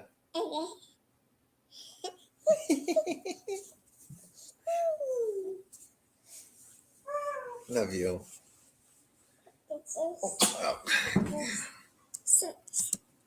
In 1859, here's Michael Behe. The question then becomes, are there irreducibly complex systems in the cell? Yes, there are many. Absolutely. As I said, the cell is chock full of machines. Machines need many parts. They can't be built by numerous successive slight modifications. But let me draw attention to one little sneaky trick that Darwin put into that quotation. He says, if it could be demonstrated that something couldn't possibly happen. So Right. he's putting a burden on his opponents to prove a negative, which science cannot do and never has. No theory has ruled out all rival theories to be accepted. But we have great evidence and that it can't, and we have absolutely no evidence that natural selection acting on random mutation could build much of anything. So here's the objection. The objection. I say this as if I know enough to be authoritative. Here's an objection. And the objection runs, all right. It's very hard to see how you evolve a mousetrap beginning with a little wooden platform. And true, it can't work until all the pieces are in place. Okay. On the other hand, suppose you do evolve it in 2 or 3 pieces and they sit around for centuries. They don't confer any advantage on the organism, but they don't harm it either. So they're these strange accretions on which natural selection is neutral. It doesn't select for them, but it doesn't select against them. And then after eons and eons, we worry about the maths later. After eons and eons, the final piece drops into place and suddenly it Wants to functions. learn the truth. Plausible? Learn the truth. No, that's ridiculous. I mean, realistically, would you? He's being very careful of Darwin, but he's swatting me aside. Go ahead. No, if you think, suppose you didn't have a mousetrap. So you say, well, what can I do? I'll just go into my garage and pick out a few pieces that would function. That's okay. Yeah, Are you it's teasing me? I can tell by your face. all right. Sorry, guys, I wasn't even listening at this point. She's too cute. So he's going to use the mousetrap, wood, spring, and clamper kind of thing, and say like, okay, let's pretend that this is a complete system, and how do we get from where we are with no system to a system, and how can the mousetrap infer any benefit to select when you can't do much with a piece of wood besides being a piece of wood? They all have to come together, at least to a certain extent, at least, because you're trying to look at something as simple as a bacteria that Darwin previously assumed was a piece of jello. And now we see that it might be smaller, right? It might be smaller, the system, but it's actually just as complex.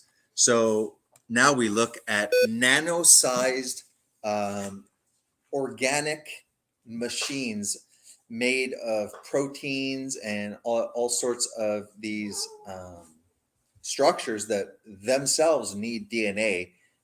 So it's like, how did it develop this extremely long sequence of DNA from the start? To me, it just doesn't make sense, and I don't feel that there's a good explanation, even if I was a smart person. As a mousetrap, and you say, well, I need a spring. Well, here's one in this grandfather clock I have. You wind up. I'll just use that, and I need a hammer to squash the mouse. I'll use this crowbar over here, but the pieces aren't adjusted to each other. Maybe if I go, sorry, I just want to go see. So sweet, see you. Hey? We're working on the railroad all day. That's what she said. Ah, That's what it sounded like. it's crazy the amount of like words that are just starting to pop out like every week, about every 5 weeks, another word. Uh-oh, mop.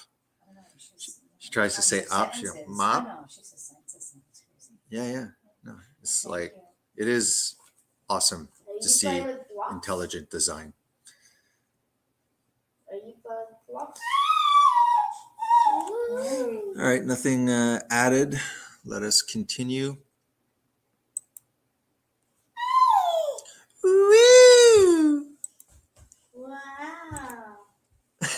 Look at her go. She's a good dancer too. Sorry guys, I'm like completely off track. Thank you.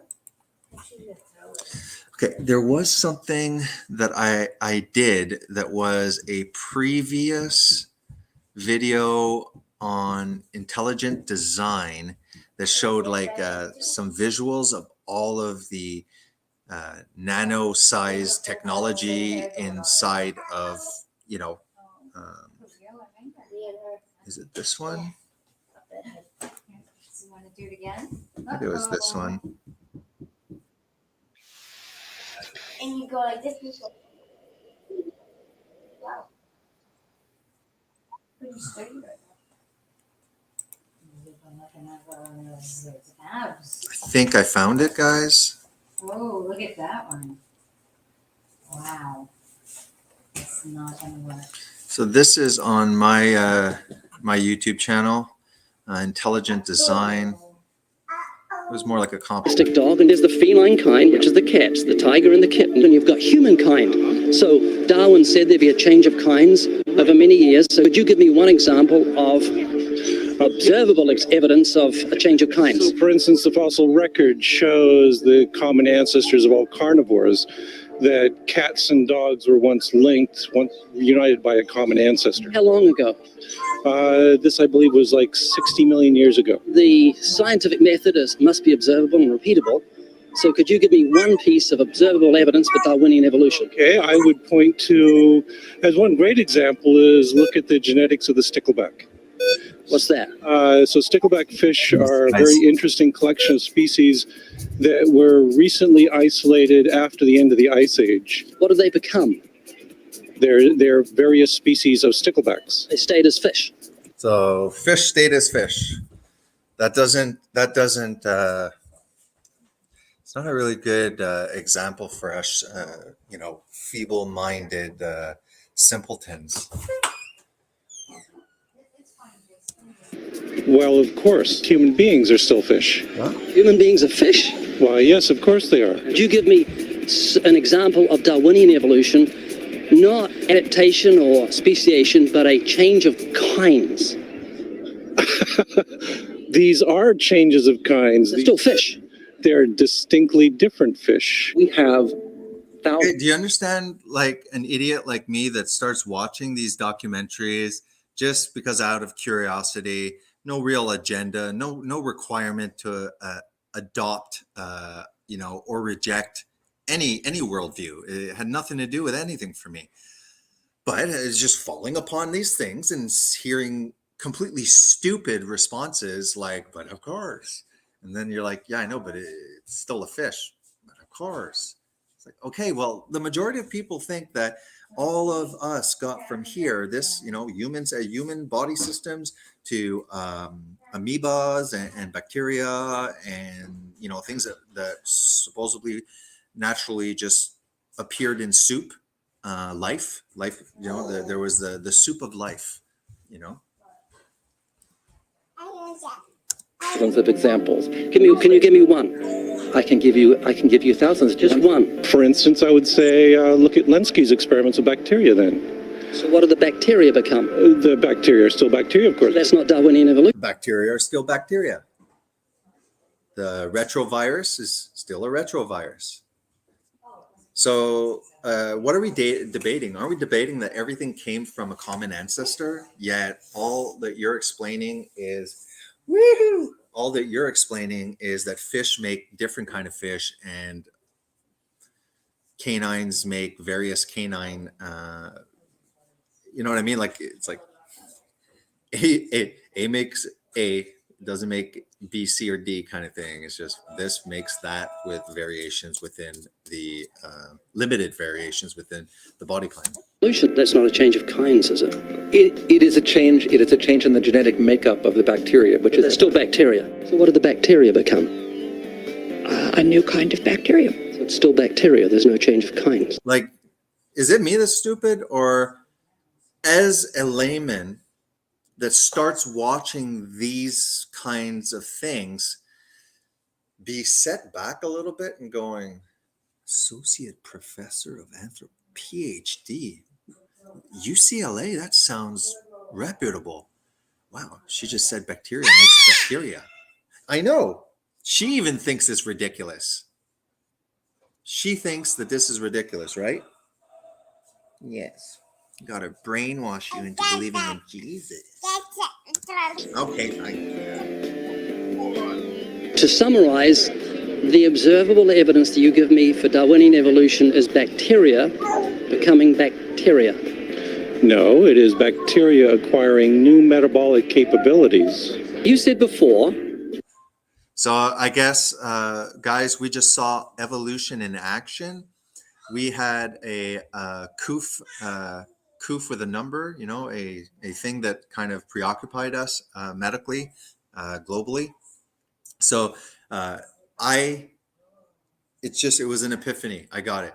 So we had a corona type virus that appeared, and that corona type virus formed variations of the coronavirus. And then I was like, okay, finally I got it.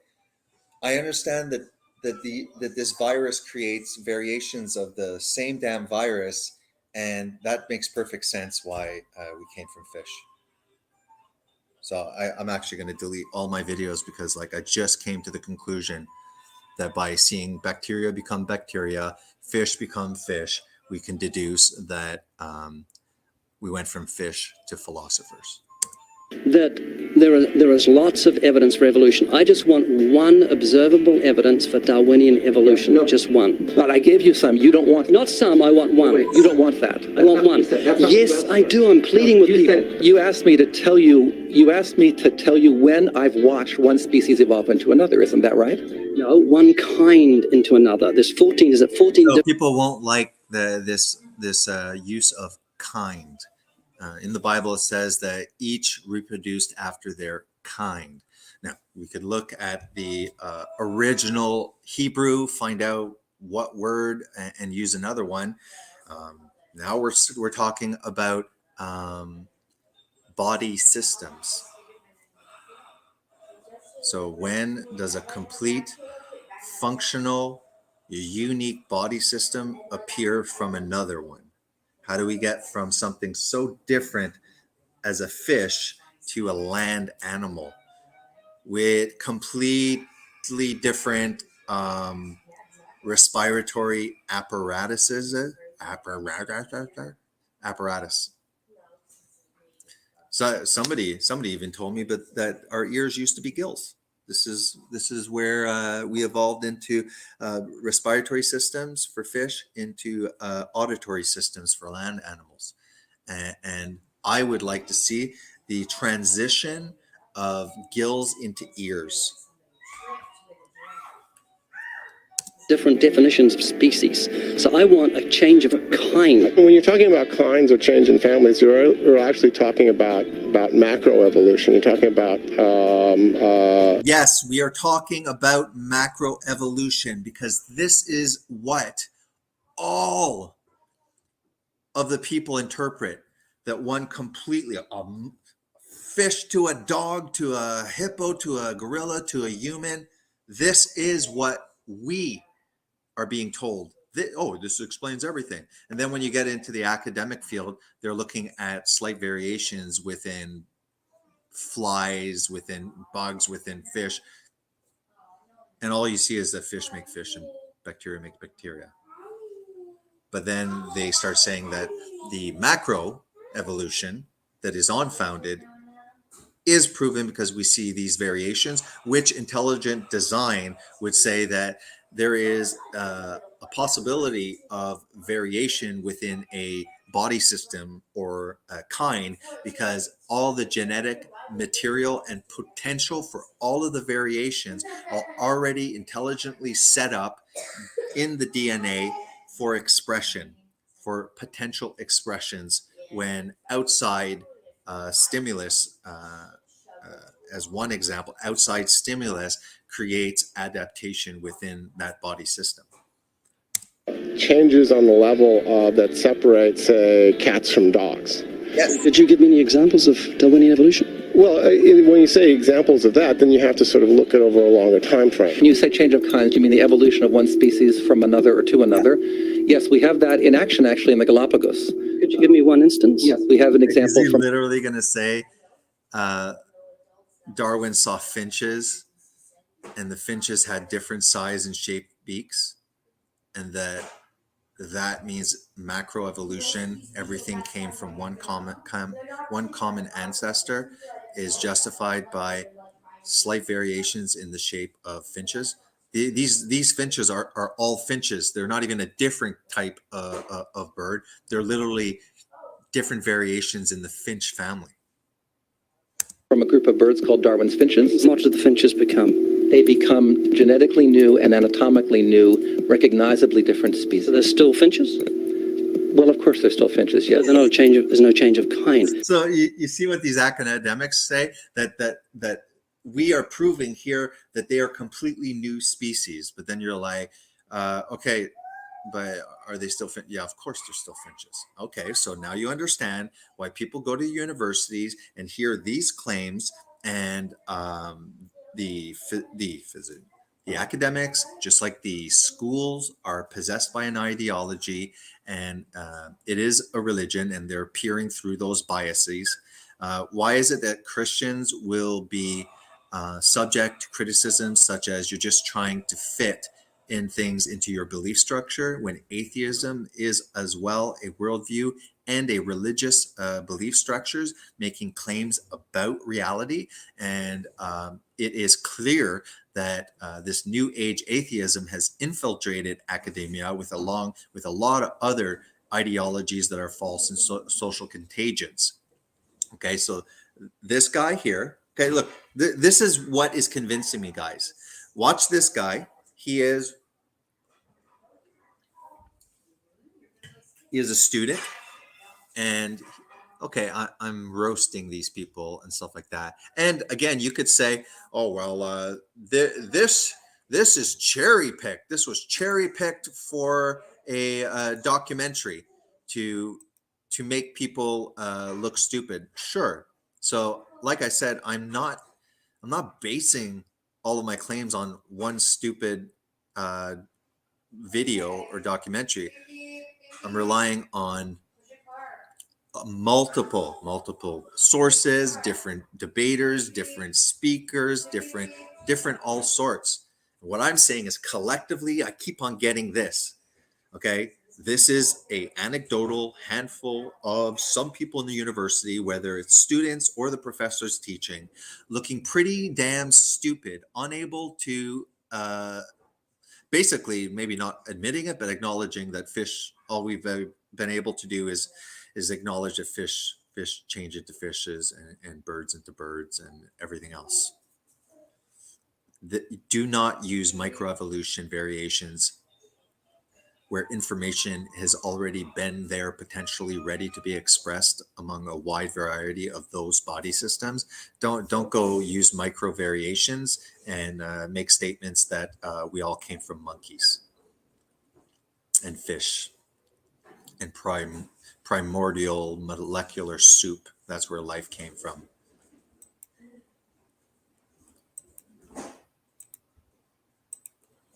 Just jump to videos, but hopefully I'm trying to prove like why I'm skeptical. Let's listen to this guy. Darwin spoke of a change of kind. Can you think of any observable evidence for Darwinian evolution where there's a change of kind? Change of kind. Change of kind. Nothing against this guy. Pretty much the smartest people would look this stupid unless they're bullcrap artists and they're just able to at least throw big words and hope that on the moment during the interview that we're not sure what he's saying. The only advantage they have is maybe you could throw big boy words.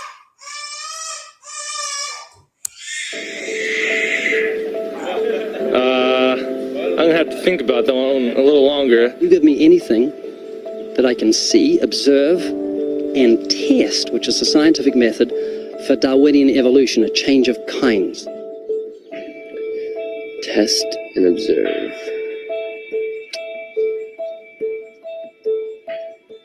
Could you give me observable evidence, which is the scientific method, for Darwinian evolution, a change of kinds?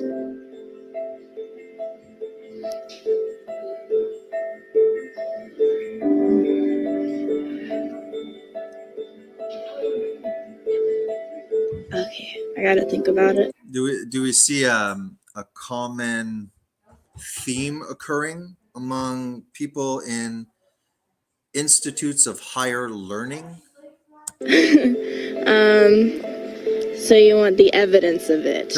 I mean, obviously, you talk to anybody, somebody in the same position as me that has no idea, about what occurs in these courses and stuff like that. But these people are pretty smart. They look just as dumb as me. Like, shouldn't this be common knowledge? Like, guys, like, we figured this out, like, for at least a century. Probably important to everybody, understands and can give an example. You guys are claiming, everyone claims, here's the family tree. We all came from, some common ancestor, and we were fish once, and we're, reptiles used to be birds, and all sorts of claims. Yet we don't see that, and no one is able, when you actually point out that, no, we're not looking for fish becoming fish. We're looking for other systems becoming brand new systems. No one can answer because the question is unanswerable. There's no evidence for it. I would say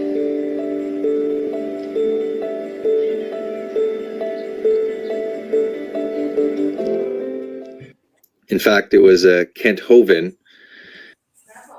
Yeah. Oh, give me a second. Here you go, guys. I would say intelligent design. I see intelligence all throughout creation. I see symbiotic systems that cannot exist without each other. Then how did these things, one step at a time, one thing first and then the next, how could that happen if many of the systems that we see on Earth, biological, ecological, all the logicals that you want to say, that they need to exist and to come into fruition at the same time? So do you understand that Darwin didn't see all that? Okay, and all of this kind of stuff there existed in the microscope that his microscope was unable to see back then. Okay, so what looks like a squishy, jello-y blob as a very, very primitive beginning. If we look into that cell, we see complex machinery that had existed back then. So the first simplest form of life had complex machinery, rotaries, printers, recycling, electronic grids.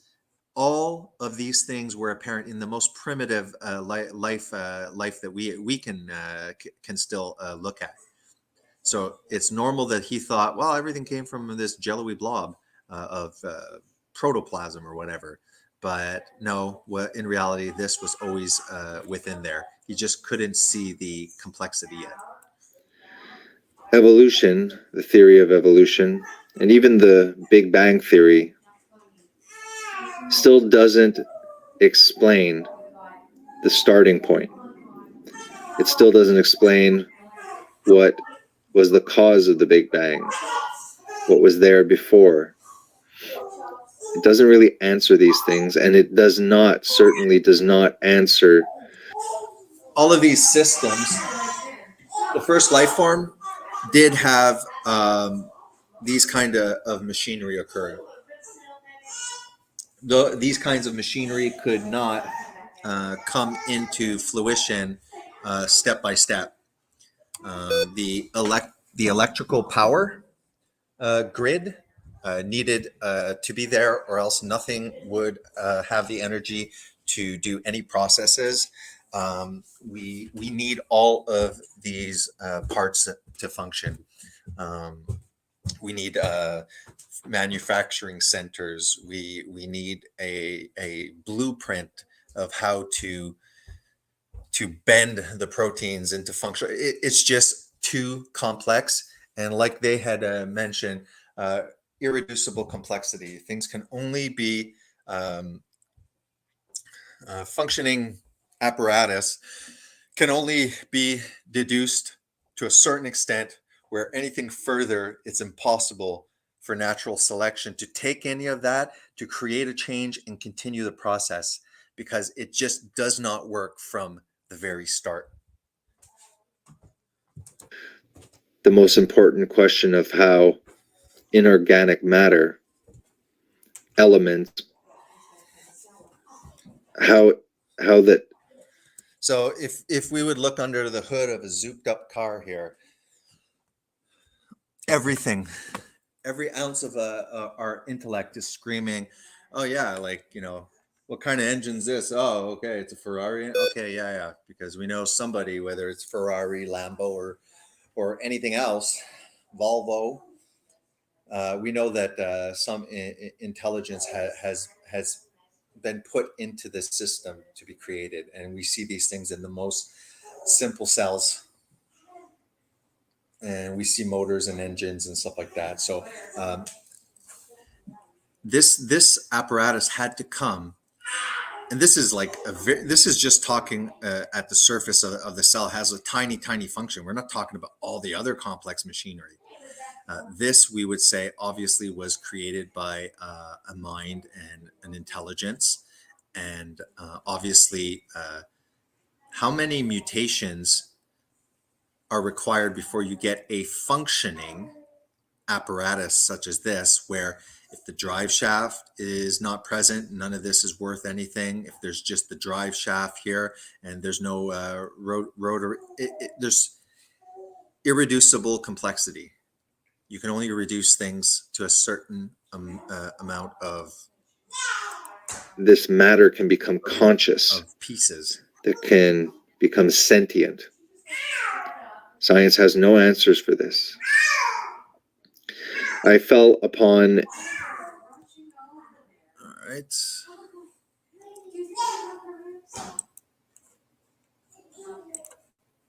You can't just take random pieces and put them together. And natural selection, which, as Darwin said, is constantly scrutinizing life, would not be expected to make things in the shape that they would need to be for some future use. They would only. Yeah, you know, it's exactly like any man-made. Where's my coffee? Damn it. Like any man-made things, not only are the rotary, the gears, all they are made exactly as well to fit. How many processes of these instrumentations not being combined together, but having to wait till these things are more and more molded into the specific shape of that specific apparatus. How long does that have to take until it's fine-tuned? They would hone them for what they were doing right now. All right. Can I weigh in on Sure, this? Because course. there's a connection between what Mike's talking about and the mathematical problems that John was alluding to. And that is that in these actual systems, these nanomachines that Mike has made famous through his work, for example, the bacterial flagellar motor or the ATP synthase, one's a rotary. This man has made the flagellar motor a rock star. Well, he kind of has. He kind of has. But it's, you know, it's a 30-part rotary engine. The ATP synthase is a turbine with multiple parts. But the parts are made of proteins. And proteins are in essence, the toolbox of the cell. That they perform specific functions in view of their three-dimensional shapes. So they make the parts of molecular machines. They function as enzymes to catalyze reactions at super fast rates. They help process information. But if you were to build a system like the flagellar motor, you need 30 proteins that fit together in an integrated fashion. But that requires genetic code. Each one of those proteins requires a long stretch of genetic information to build the protein. And so what you're talking about is not just, some bent hammer or something sitting around doing nothing. You're talking about a need for genetic information that is sufficient to overcome these long odds against building the protein in the first place. So it'd be like, to change the metaphor slightly, a gigantic haystack the size of the North American continent, and you're only allowed to search 1/1037th of the continent, maybe a tiny little square of Southern California. If that's the case, are you more likely or less likely to find the needle? And the answer is you're overwhelmingly more likely not to find the needle than to find it, which is to say the mutation selection mechanism lacks the creative power to generate new biological information. Does that make sense to you guys? I think these are valid arguments that this kind of stuff is what makes me surprised when I see this. I'm like, holy crap. Anyways, this is going to be a pretty long stream because hopefully what I'm trying to do is get through this whole damn thing. Like I had said, if we want to debate whether Moby Dick, the book Moby Dick, is good literature or horrible literature, you cannot debate with somebody who has not read the book. Because let's say you read the book and you're like, no, it's pretty good character development, and no, Moby Dick's classic. It's a good story. And the other one's like, no, it's stupid, man. It's about a whale. And then you're like, did you read it though? No, I don't need to read something about a stupid whale, okay, and a fisherman. So then you're trying to convince them about facts that you want to bring to the table, and those facts they've never heard about, and then it's very easy to discredit that. Do you want to take a And bath? I'm at a super big Rosalie? disadvantage because I acknowledge ignorance about Would this you like to subject. go take a bath? And I'm going to repeat again is Bath time. let us go through a journey. Why don't you go through the videos of that I've already done, let's say. Hear what I've said, the claims I'm saying. I ain't claiming absolutes. I ain't claiming that I've thoroughly debunked evolution. I'm saying that so far as I am looking more and more into it, I am less and less convinced that the side of evolution has as firm of a foundation based on fact, research, and truth than they are letting people know. And this comes as a quick example was the one where he's interviewing everybody on these campuses, and he's asking just a very simple question, and they're getting all twitchy in the cheeks, and they're getting nervous, and they're making claims about macroevolution, and then they're only talking about fish becoming fish. They should have brought the fire, like boom, let's cut this down right away kind of thing. But we don't see it. The explanations for intelligent design are logical, are observable, meaning we see the questions, the assumptions, and the hypothesis that in theory that we are creating is based on observable facts that are still occurring now to come to our conclusions. Hi, I'm almost an hour behind, but will comment anyway.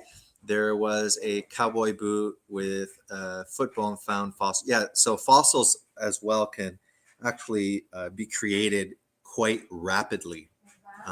It's not always necessary. You don't need millions of years to create a fossil.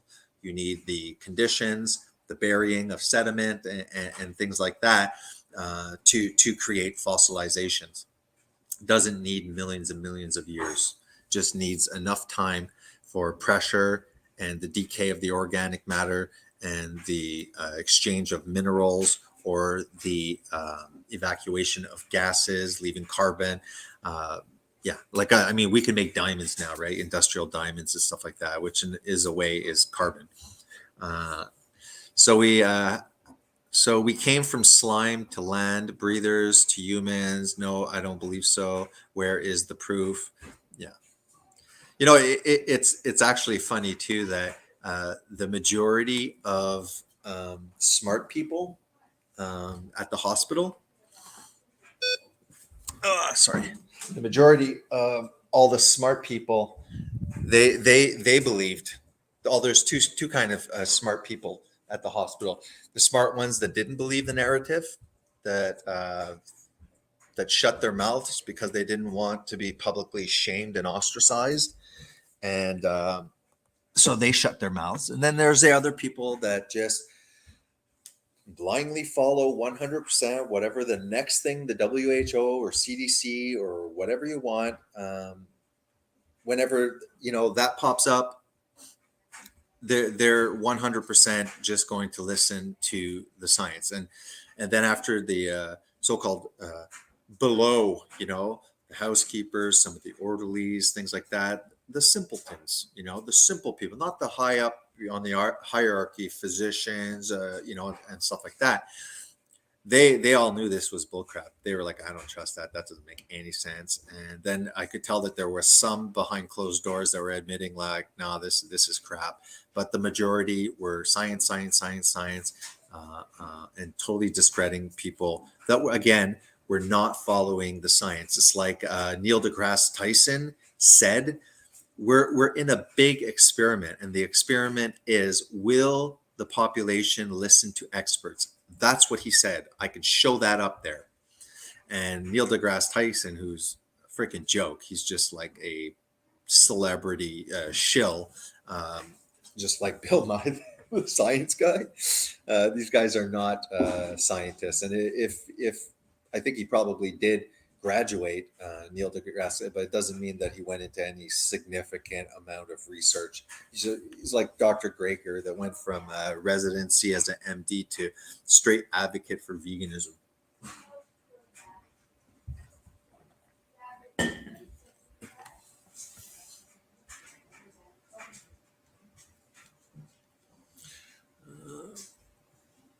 Hey, Span. Jane's Journey. Hi, I am almost an hour behind. Yeah, it's okay. You can check it out after.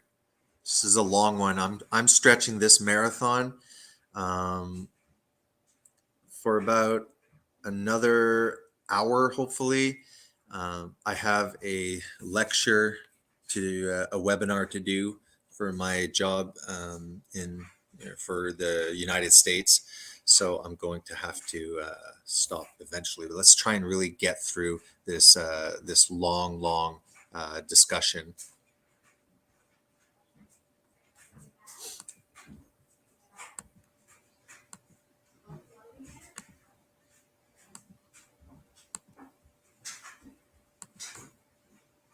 Hey, we're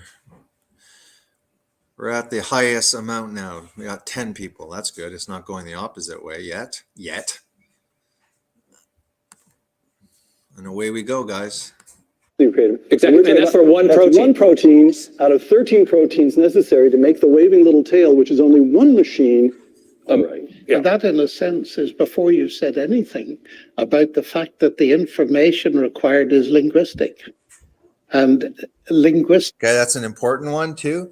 That not only is there information, but that the letter sequence on DNA is a language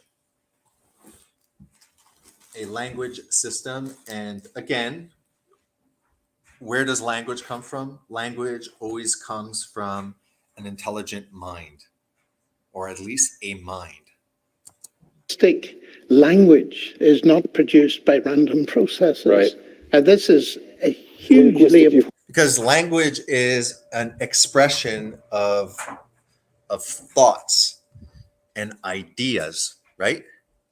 So thoughts and ideas come from a mind. Trying to figure out a way of putting this here and going for a pee. Understand what you mean Well, by that.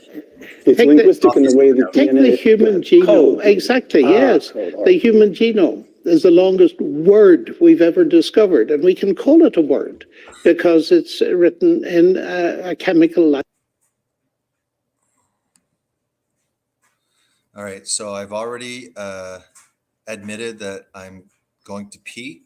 So I'm going to turn off the camera and you guys can all awkwardly have the image of me taking care of business in the bathroom.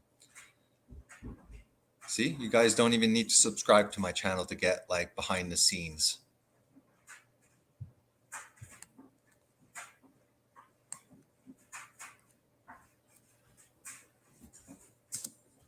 Language of 4 letters. And all those letters, strung out like a computer program, have got to be in the right order. Otherwise, it breaks down. I mean, most programs, if you change a letter, that's the end of the program. So we're dealing with something absolutely gigantic in terms of probabilities before we even think of the extra complexity that arises through the folding of the proteins and all the epigenetic information that's been discovered in recent years. That's the information beyond DNA that controls how the lower level information is used. Michelle, can you get me toilet paper and soap? Because my finger just went through the last square of toilet paper and I need soap to wash my hands. Guys, that was just a joke. That is not true. In its complexity.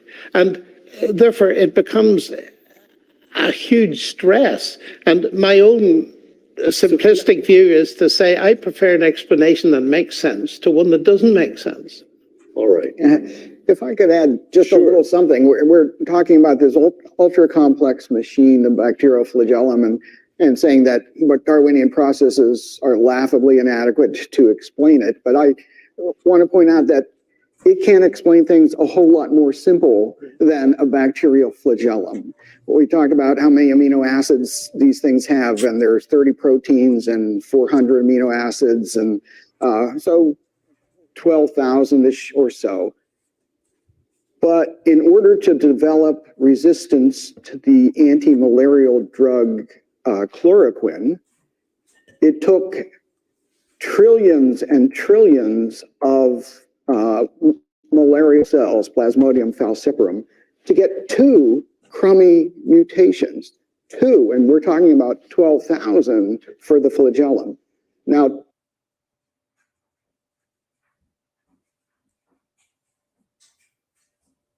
up exponentially. Sorry, guys. Present. Just have to re-present the screen.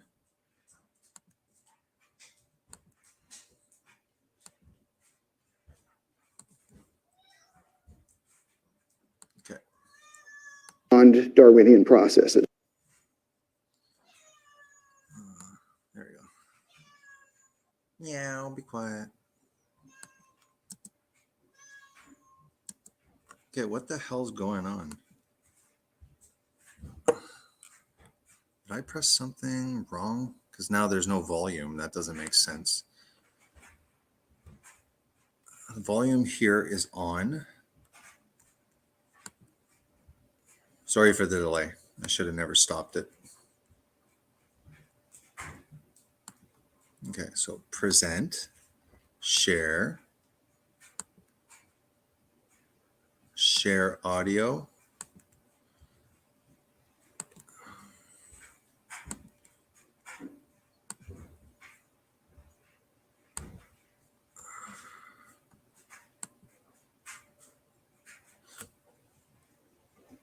Okay, completely confused. Completely confused why the hell there's no volume anymore. Extremely. Okay, so the volume's up on there. We are at 2603. So I'm going to stop this.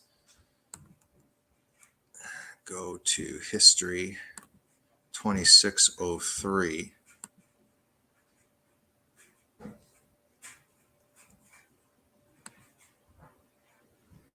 At Michigan. All right, good.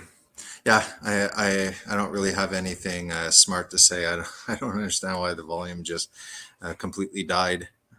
Matt in the house. Hey, Darla Lama. Share screen. Oh, this is like a major waste of time here. Yeah.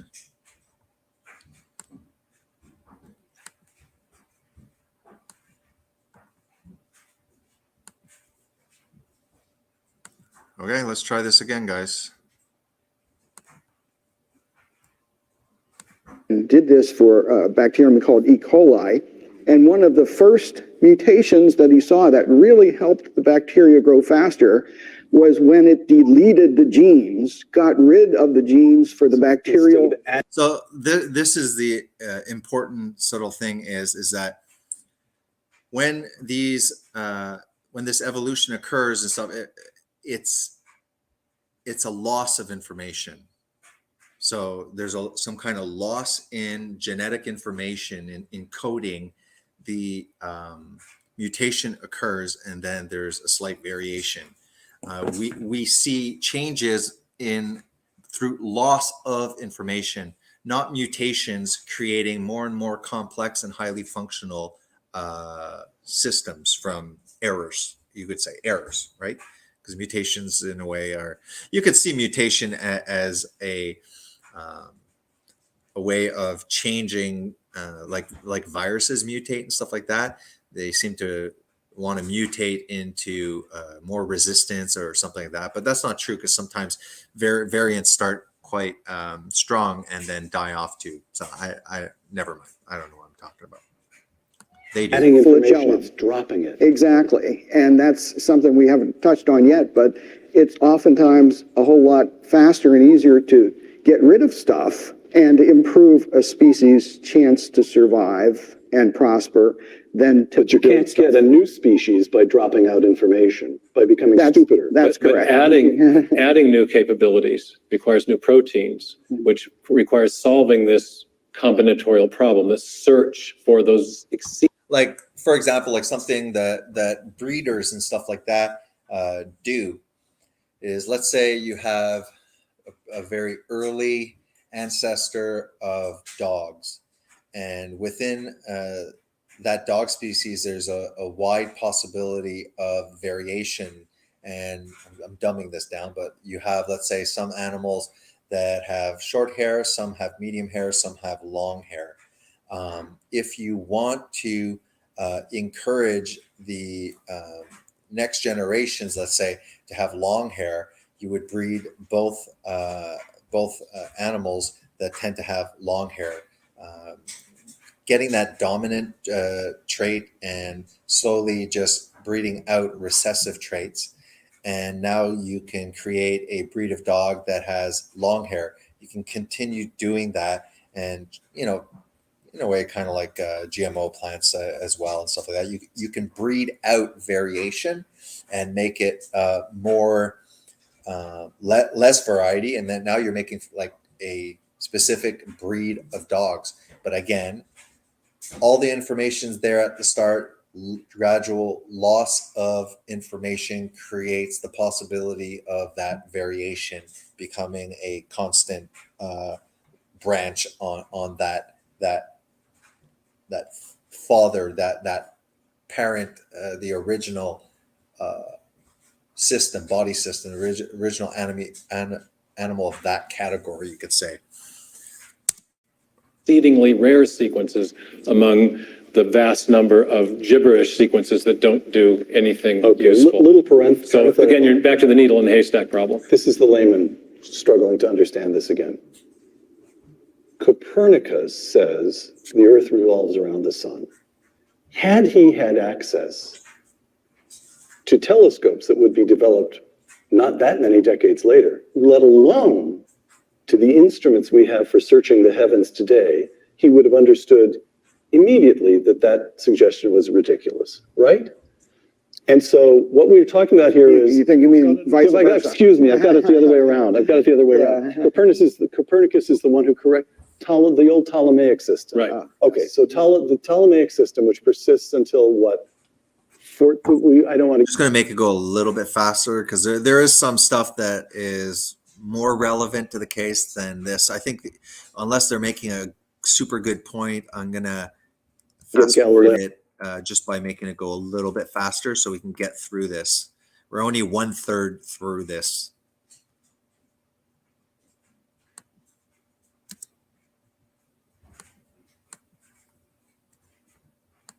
Mixed in all this. 1543, But we get this something like into that, the yeah. 16th century. Yep. Telescope, which Copernicus figures out that that's partly because of the technology. He can see what they couldn't see before.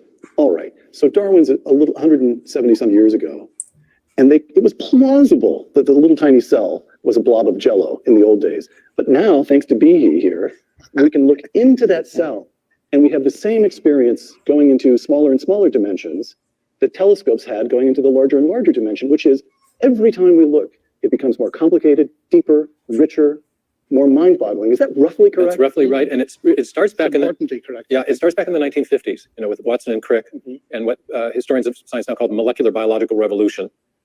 They, of course, elucidated the double helix structure of the They molecule. discovered the language. Exactly. They discovered the structure of the molecule in 1953, but it's Crick who makes the important breakthrough in 1958. He was a code breaker in World War II, and he formulates something called the sequence hypothesis. And he proposes that the 4 chemical subunits that run along the interior Okay. Let's go back slow. of the DNA molecule they're called nucleotide bases, or just bases.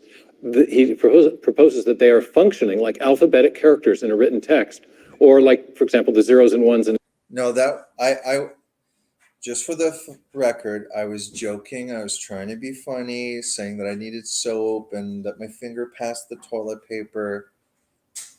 I was just peeing. Okay, I don't. The poop icon there, the Dalai Lama, that's misinformation. That's a conspiracy, and you can't prove that what I said was me, because now there's new AI that can sound like me. So stop jumping to conclusions, okay, you bigot. in a section of software today. That is to say, they perform a function as a group, not in virtue of any of their physical properties, but in virtue of their sequential arrangement in accord with an independent symbol convention, later discovered and now known as the genetic code. And over the ensuing 7 or 8 years, Crick's sequence hypothesis was confirmed by a series of experiments on both sides of the Atlantic. And that gave us this new informational understanding. The information revolution came to biology, because what we realized is that inside the cell, we have a complex information storage, transmission, and processing system.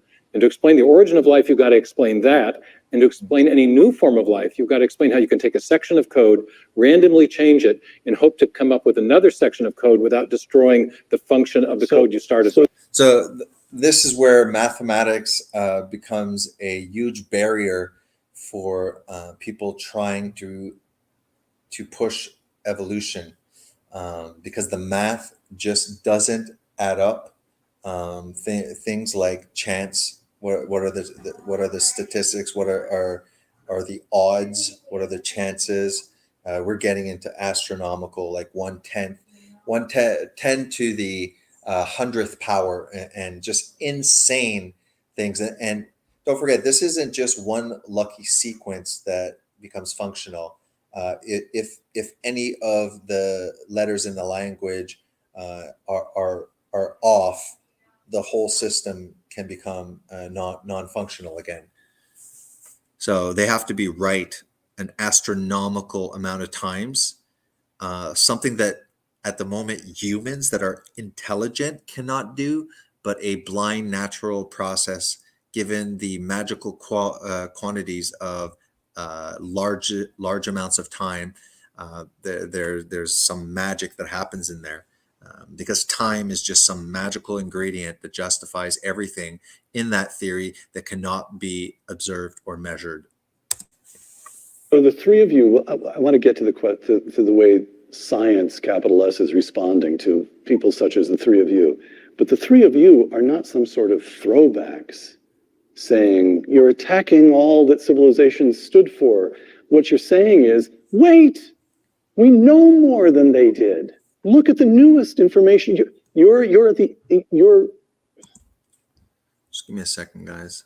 He was unable to see that. Therefore, when Darwin made his claim, he great. Now the sort of throwbacks. hour behind, but I just wanted to make sure. You are championing it for looked the like it latest paused science, not for some sort of retrograde worldview. That's fair? I think it is fair. I think it's worth saying you accused me of swiping Darwin aside. I don't swipe him aside. He observed some very interesting and useful things. He was a good writer too. But he was. But he was limited by his time. And we also have in addition something that we haven't discussed at all. And that is that ideas that were perhaps crystallized by Darwin had existed a long time before, where there was nothing of what is called science. Yeah, so somebody had mentioned that this idea of evolution coming in stages from simpler systems was not Darwin only that had that idea. In fact, similar ideas were proposed by earlier people. So yeah, whoever wrote that is accurate. Because guys, it's just natural that either when we are observing a intelligently designed system, it either comes from an intelligent designer or it doesn't. And if it doesn't come from an intelligent designer, it has to come from an unintelligent designer, meaning it can potentially come from no intelligence at all. If something created everything, that something potentially could be God, could be a mind. Therefore, science does not want to go down that road, because that would mean that, wow, if it's been proven and acknowledged that it is not nothing that created everything, but that actually something created everything, then that something theoretically could be a mind, could be what we consider possibly God. Unable to prove the Christian God can only be proved, I think, theologically, biblically, using prophecy and such things, that the book was written over very, very long time periods, like millennia, and they all seem to blend into a common narrative. So we can't get into like Christians justifying their God through any of this, but an intelligent design. But that's why atheism, it's not that Christians are trying to prove that atheism is false. I think that the largely secularized, and this hasn't existed for centuries and centuries. It's pretty apparent that this started this wave of new atheism possessing the academic institutions decade after decade, more and more, shutting down the conversation about possible competing narratives. Lucretius had them. In fact, if you read De Rerum Natura, Lucretius' book on the nature of life, he gets almost everything Darwin does, except for the transmutation of species, and he deduces it from materialistic philosophy. Because one of the things that... Give me a yes, century. I can. What century is Lucretius? No, he's in the back of the 1st century, but he was building on stuff even earlier, going back to the early Greeks of Democritus. And the point of that is important. There's a worldview dimension to all of this. You see, if I put on... It's the attack of the worldviews. All of what we're seeing, these ideologies are based on a worldview. Atheism will take presuppositions, assumptions, and intelligent people will use that as a lens to come to conclusions. And it is perhaps very logical or rational or makes intelligent sense when to come to certain conclusions based on that worldview. Whether that worldview is flawed, correct, wrong, whatever, people will use the human intellect to rationalize and stuff like that, and come to these conclusions that perhaps somebody else who's also intellectual, using human intellect, but starting from a different starting point, can come to as well logical, reasonable conclusions. Then each competing camp calls the other ones complete morons, and they're not morons. They are starting from a worldview that perhaps is flawed, but wouldn't have anything to do with intellect. It's just a different starting point. However, when academia becomes possessed and overrun by one ideology, shutting down any conversation or open debate on opposing views, then science, in a way, has lost 50% of its usefulness, because it has basically shut down conversation. We see that also politically in universities as well, right? Overrun by woke, far left ideology. Now, the right can no longer infiltrate. We can less and less able to go and have open debate discussions in institutes of higher learning because of the mob that screams to shut down conversation. So right now, the theory of evolution has a great advantage because the institutions of our days have adopted it. And I believe that they've adopted it and they're presenting it with a false confidence. On my atheist hat, which I do with some difficulty, but I try to do it. And you say to me, write me an account of the origin of life.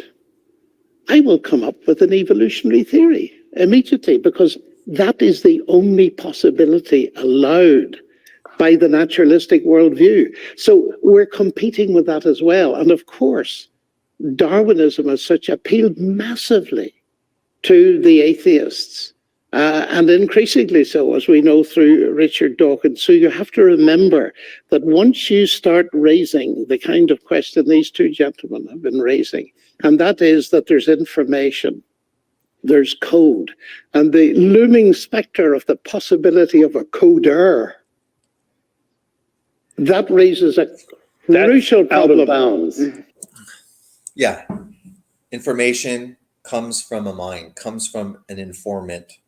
Coding comes from a coder. Language has same thing. Language appears by a intellectual mind. A mind with intellect is the only place where language originates from. That's how to in there, Mhm. but you shouldn't have a problem. Okay. She might fuss a little bit because Yeah. I did remove some. Where's do we have like milk I can warm She up? has milk right now. Okay, so there's nothing I can do to bribe her if she does wake up. Take Okay. her out of the other thing, whatever. Yeah, I know. I'm just saying. Where are you going? You have to I go. pick up Joe. Oh, that's it? Yeah. Okay. Yeah. Love you. Bye. bounds. That's not science. Yes, Yes, and that means that we have to broaden the discussion as to how science is defined. And of course, Can, okay, so, go ahead. well, I just want to get to, because I promised John that we would come to this. And that is the origin of life itself. As I understand it, from your work, Stephen, life emerges pretty quickly after the conditions for the emergence of life themselves Right. emerge. It's there from the get-go, geologically speaking. So 3.85 billion years is the accepted time. Okay. The cessation of a meteorite bombardment of the Earth occurred at most 50 million years before that.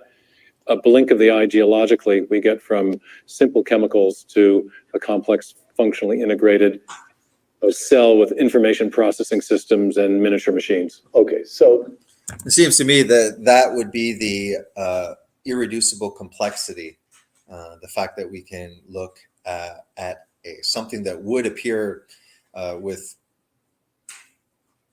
old apparatus and instruments as some kind of jello-y protoplasm or jello blob, when in reality, if they would have had the instrumentation that we have now, they would have seen a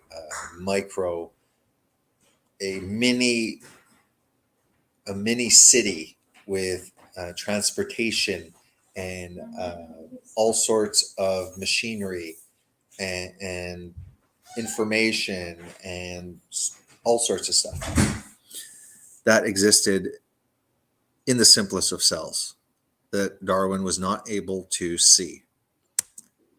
Here's what I was taught when I was going through school. There was the famous Urey experiment, 1952, I looked it up, where if you put in a chamber all the chemicals that were supposed to have been present when Earth was at the moment when life arose, and introduced, I seem to remember from textbooks, the idea that there was some terrible thunderstorm. So you mix it all up with electricity.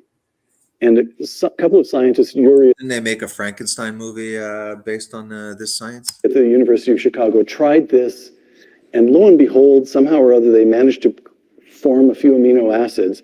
They didn't form life, but that's because you have to run the experiment a lot of times. Exactly. Intelligent people like us were unable to do that because they forgot to put the magical ingredient of insanely long periods of time that for some reason, even though there's no mechanism, they like to say random blind processes, which it's funny. They can say ludicrous things that everything came from nothing and all these things, and they don't get laughed at. Well, actually, Dawkins did get laughed at when he said that nothing can create everything. The emperor has no clothing. And as I understand it, now, again, to the extent that we understand, the more we try to run better experiments than Urey was able to in 1952, the farther we are from actually creating anything that could be recognized as life. Is that roughly? Is that very similar to better and better nutritional studies that seem to be refuting the gospel truth of nutrition, that it is saturated fat, dietary cholesterol that is clogging our arteries, and that there's stuff in red meat that is increasing digestive diseases like colorectal cancer. And then all of a sudden, all of that science, is refuted. Or to be honest, 80 years ago, it's not that all of a sudden we're coming up with more accurate information, and now nutritional science is able to fine tune it. No, this was obvious that this was garbage 80 years ago, but it is even to this day still upheld by the academic community. We have nutritionists getting pumped out of universities, still claiming that a low carb, a high carb, low fat diet with, is beneficial.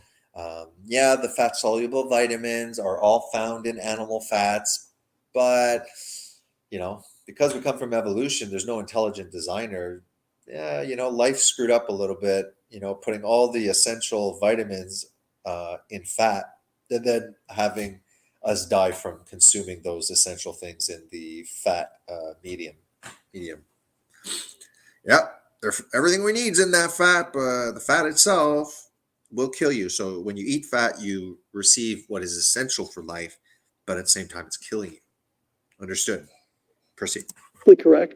Yes. So once again, we have this understanding which is receding from us rather than finding ourselves approaching it. What does that mean? Well, it means that we're understanding more the complexity that was not realized at the time.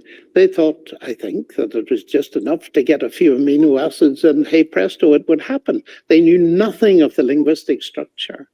And so what has happened subsequently is it has receded, as you say, because we've discovered more and more about the sheer sophistication about what life is. And by the way, nobody really knows what life is. Huge irony is that 1953, you have the Miller-Urey experiment, big splash in the media, but you also have the Watson and Crick discovery.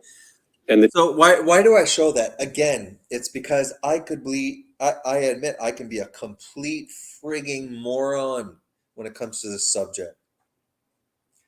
But what I want to know is if these guys do have the scientific credentials to speak up, and they're making these claims. Do you think that John Lennox from Oxford would be completely kicked out of academia for stating that? Because John Lennox is in a position, especially the fact that it's mathematics, where he can make mathematical claims and stuff like that. But other people like biochemists and stuff will be immediately ostracized and pushed out. And the demonization of Mayer, the demonization of Michael over there on each side of John Lennox, for just merely bringing up these concerns, these two have been blacklisted. So then when people say, so what, 99% of the scientists are lying to us? No, like I said, those who speak up are silenced, are made an example of themselves, and the other ones that might believe that are shutting their mouths because they don't want to lose their tenor. The two things have run counter to each other. Just like what happened during the last 3 years, some world-renowned scientists all of a sudden went against the narrative and were completely cut off from the community and ostracized, demonized, and made an example of. But for sure, that'll never happen in this field of science. There ever since. Miller and Urey produced 2 or maybe 3 protein-forming amino acids out of the ensemble of 20 that you would need to build a whole protein. But more importantly, they didn't show how you could sequence the amino acids properly to get them to fold into proteins. To do that, you need instructions. And those instructions were found on the DNA molecule. And it's the origin of the code that has presented the most acute problem for origin of life research, because chemistry simply doesn't move in the direction of informational complexity. It moves in other directions. One other origin. You can't get from chemistry to code. That's the problem. If I could just hop in just for a sec. Yes. I just add that the process you described, that people were hopeful in the early 50s, and the more they worked, the more difficult they saw the problem to be. That means you're barking up the wrong tree. That's the signature of a wrong idea, because if you have the right idea, you expect future results to support it. Again, like Einstein. Yeah, I was going to say, like the theory of relativity, that again is being challenged, but those challenges are only reinforcing the theory. For here, the theory is being challenged with valid arguments and are not being answered by the community, and those questioning it are being made an example of. The dumbest questions should be allowed by the academic community. They should be allowed to pose questions and concerns, but that doesn't happen anymore. Exactly. But on the other hand, Darwin thought the cell was a little glob of jello. But the more and more we find, the more and more sophisticated genetic code, splicing of DNA, molecular machinery, and so on. That's, for an intelligent design proponent, that looks like you're barking up the right tree. All right. There's another irony about all this, because much more recently, I think it's Jeremy England, dug out the test tubes that were used in the Miller-Urey experiment and discovered on examination that there were more amino acids in them than Miller and Urey had originally discovered. And Dan Brown, the novelist of that time, picked this up in a book that he entitles Origin, and used this to develop. Don't forget, this guy truly is just an author. His theory of the origin of life, to which the scientist Jeremy England, who'd done this work, took great exception And I think, Stephen, being the historian, you'll probably explain exactly what happened. Well, I mean, again, the big problem is not making amino acids. It's sequencing them properly. It's like getting a bag of Scrabble letters and thinking you've got a triple word score. You've got to arrange the letters in the right way and put them on the board in the right place for them to actually convey information. One more sudden emergence. Man. That's why they can do these origin of life tests where they have, like, you know, the elemental elements, and then they put heat, and they make all of this environment inside the lab to try and put all the material together that they, as much as they can, what they believe were precursors to becoming a living system. And they still cannot sequence, right? So maybe, I guess, an amino acid was able to be created, perhaps, but none of the sequencing to create a working body system has ever occurred. So they're trying to, like he used as an analogy, you can't claim to have a triple word score when you have all the letters, but you can't fit them on the board. This is where mathematical odds and stuff like that also come into play. It's the odds are astronomically, almost to the point of impossibility, for life to have come by accident, even if you add billions and billions of years. Apologist John Hawkes. Based on what they're saying. Somebody, I can't remember whose work I read this in. Maybe yours. Anyway. Probably not mine. John Hawkes is an anthropologist, and he argues that about 2 million years ago, our genus, Homo, just appears. Quoting Hawkes, no gradual series of changes in earlier Australopithecine populations clearly leads to the new species, and no Australopithecine species is obviously transitional. Close quote. Well, we don't see. So this is why I can only go through these videos, lectures, future debates, and just merely show you, hey guys, this is what I was looking at like 10 plus years ago, and I thought it was thoroughly convincing. I saw enough of these debates and lectures, and I looked into it in a way, perhaps superficially, but it was enough to say, like, these are very convincing arguments. And then I started getting these arguments from at least people that are PhDs.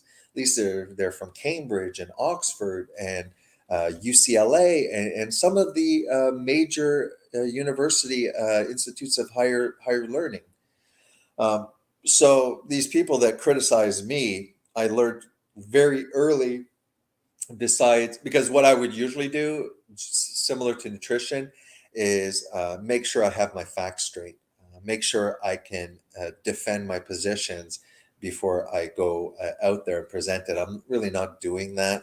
What I'm doing is trying to recreate the steps that I did to be convinced, at least enough with my dumbed down intellect, to say, yeah, like I kind of agree more on intelligent design. There's so many holes in evolution, and why did they give so much impression that, you know, they had found how various body systems could transition to other more complex, perhaps, systems, and that there must be evidence in the fossil record. There must be mechanisms explained, that there must be some observation, because I'm telling you, the academics, okay, are pushing as if it is closed. The jury is out. Perhaps we will find new discoveries and change certain superficial things about the theory that might need to be readjusted. But as far as the theory that this explains all of the complex systems of life, and that, yeah, this is a scientific theory because we can always build on it. So technically it's a theory, but then guys, this is a closed case. Only science denier, only these idiot Christians are still trying to push that. Now, don't forget that a lot of these people get pushed out of academic and then start forming creation or intelligent design institutions and publishing perhaps research and stuff like that in these magazines or whatever. And then again, further, we can say they can look and go, you see what I mean? These are all just Christians trying to fit in their stupid theory of intelligent design. And these are not even academic papers. It's like, yeah, I know they're publishing them in outside academic papers, pseudoscientific, let's say, what they would be called pseudoscientific. But that's because, again, they're just not even acknowledging their work. So now we're just like the WHO and the CDC and stuff. We're pushing false information, and then these podcasts and news networks and organizations that are outside of mainstream started to voice their opinions, give their evidence, and that was considered misinformation. Those were V deniers. These are science deniers. These are Christians. And again, let's completely discredit the information so that we don't have to engage with any good faith. Seem to have descended from apes. Or at least if we did, it ain't in the fossil record. What does that tell us? It's one thing to say, well, where did the dinosaurs come from? But we have this notion from textbooks in school on humankind arising from. We've all seen the artwork, right? Also in the artwork. So what does this tell us? Well, it's another example of an abrupt appearance of morphological innovation in the history of life. There are two such. I like that. Morphological innovations. That's what we used to say, various kinds of animal makeups, animal systems. So it was very elegant because, you couldn't use it created various the kinds of animals we see, the categories, even though there's vertebrate, there's invertebrate, there's mammals, there's all sorts of kinds, like categories that we made. But obviously they'll focus on the fact that we use something like the word kind to express various family categories. So I like expressing cannot explain the morphologic advances in body systems. Makes me sound smarter. Big bursts of innovation in the history of mankind. The first is the sudden emergence of the genus Homo. The second is what's sometimes called the cultural Big Bang, the evidence of higher cognitive capabilities that occurred within the last roughly 40,000 years. Homo is 2 million years ago. Right, you get Homo erectus, but in the last... Homo would include Neanderthal and... Sure. Okay. Yeah, but within the last 40,000 years, you get the first agriculture, you get the first cities, you get the first written language, you get the first representational art. And so this is another big bang of innovation. Suddenly the cultural revolution is also occurs very suddenly. Okay. Is it a problem for Darwin that Bach lived? What series of adaptative advantages could possibly have produced all those cantatas? Well, Or language. The origin of language, completely unexplained on Darwinian grounds. Noam Chomsky, the great linguist. All right, so now we're getting to this subject, which I've been trying to hold off. Because we're now getting close to this notion of intelligent design. I want to show you two images. Serious question. Which image is more scientific? Which image contains more information? Which image contains more reality? Here's image one, and there's image two. Serious question, which contains more information? I'll take a stab at that. Yeah, sure. I think we've been mainly offering criticism of Darwinism so far in this interview, but all of us are sympathetic to the idea that there is evidence in the natural world of the activity of a mind. John puts it one way. He talks about a top-down infusion of information into the biosphere. Mike and I talk about the concept of intelligent design. But there is, I think, a powerful scientific case for intelligent design. And this was the question that seized me when I went off to do my PhD. We've seen this problem of the origin of information, but could that... You watch him carefully because this is tricky material. So I know it is. Go ahead. But could this mystery of the origin of information actually be a positive indicator of a different type of cause at work altogether? And the person who helped me most think this through was actually Darwin himself, because Darwin pioneered a method of historical scientific reasoning, where he realized that if you were wanting to explain an event in the remote past, you should try to explain it by causes that you see now in operation. And he got this principle from the great geologist, Charles Lyell. So in Eastern Washington, where I live, there are little patches of white powdery stuff still on the ground from an event that happened in May of 19... Yeah, so he's just gonna explain that if you can explain processes that you can still currently observe, then you can also assume that this mechanism could explain earlier. But if you do not see certain processes like evolution, small design, small changes in through blind processes and survival of the fittest and mutate, like we don't see that. We don't see processes creating completely new body systems. We see information, language, coding, but we cannot explain why it is there. But we do observe when information, language, and coding does appear. So it's like intelligent design has a lot of observable, measurable processes that we see currently, and does explain validly, or at least should be a competing hypothesis, competing theory with evolution. I feel that both sides should be taught as a hypothesis in higher learning. Just like I don't think that critical race theory or any of the other stupid theories should be prevented in institutes of higher learning.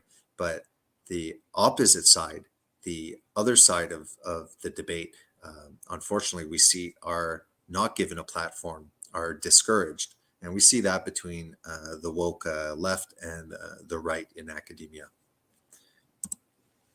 1980.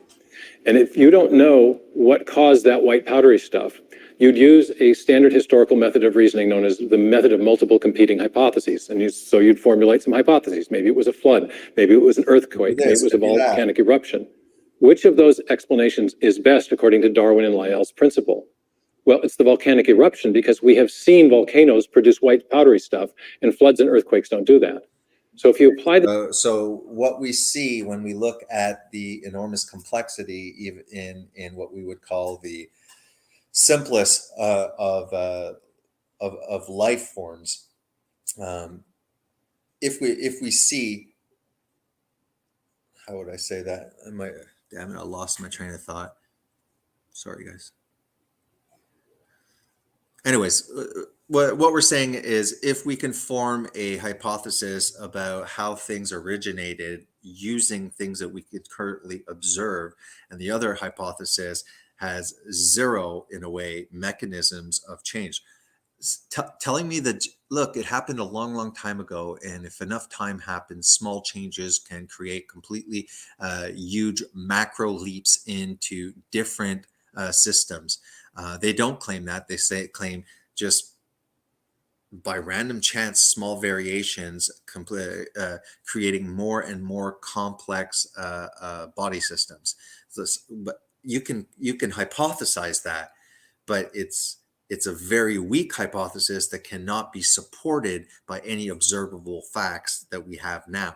And the minute that we cannot, the minute we start making claims that we cannot back up with observable mechanisms or current observations, then that remains largely hypothetical and in a way not really supported. The whole evolutionary thing relies on random chance, random mutation, creating all of these different functional and very, very different body systems that do not back up any of that claim in the fossil the fossil record. Now, if people, like I saw in a comment, want me to have the burden of proof to explain why these imaginary fossil transitions that I don't believe in, explain why they're not. I have to explain why possibly there's no fossils, remains of things that have lived through that. But if we look under more detail, we'll realize that if there was a global catastrophe with mega sequences of earthquakes and creating tsunamis and layering sediment, which eventually we'll get to those lectures, to say that, well, you know what, like the fossil record doesn't show what evolution claims. Now you have the burden of explaining why certain fossils or certain living organisms are not fossilized. Well, first of all, fossils, majority of the time through different processes, can create these casts of the shape and everything of these organisms when they're buried under sediment rapidly. If we have a fossil of a fish eating another fish and that fossil is captured at that time, that wasn't an animal that died midway. There's a lot of fossils with animals eating animals. This happened in the process of them eating. This was a covering of these animals, these life forms, very, very rapidly. The sedimentary layers can be explained by a rapid layering during the flood. And there's just as many science people that are able to explain this scientifically. This principle of If I try and explain it, I'm just an idiot with no appeal to authority on my part. And that's why we're watching these. reasoning, if you're It would take probably 3 years before I'm comfortable to sit here and with certainty defend my position. I've acknowledged that I can be completely wrong, but I have valid questions, and it seems like some people in the non-evolutionary camp have been giving me very, very good answers to my stupid layman questions, leading me to believe, wow, they're giving me good answers. I'm starting to get convinced, but I can't do that. I just have to trust these guys. you look for a cause now in operation and ask yourself, well, what is the cause now in operation that produces digital information? You come to one and only one type of cause, Mind. and that's a mind.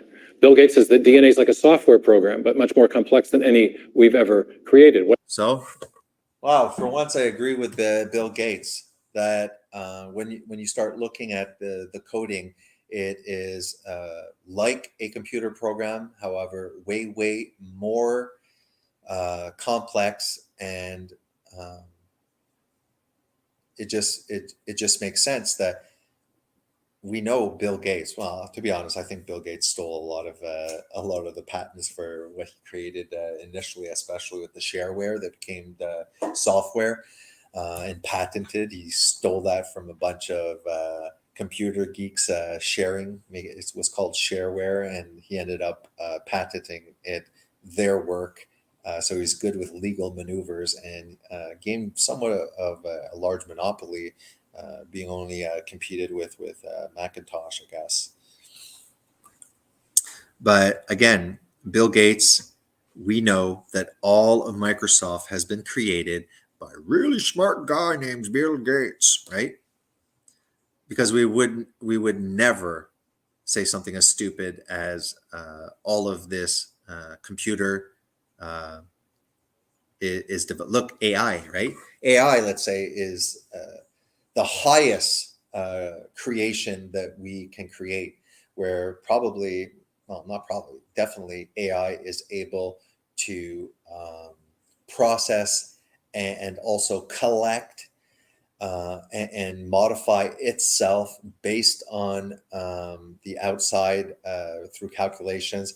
So AI, we know that AI was created by intelligence. So again, our theory can be backed up by what we can observe. What does it take to produce software? It takes a programmer.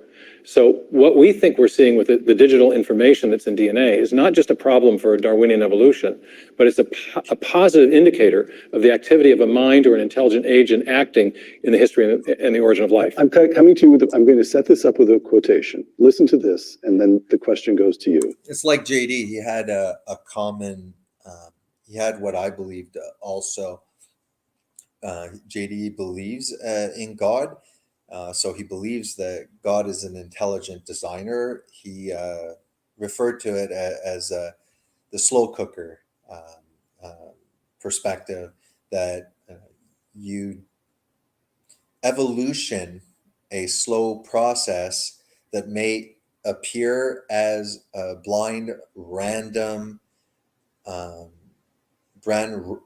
blind random selection, could appear blind and random to us, but could have been overseen by an intelligent designer that wished to create, that started the evolutionary process, guides it, but it appears unguided.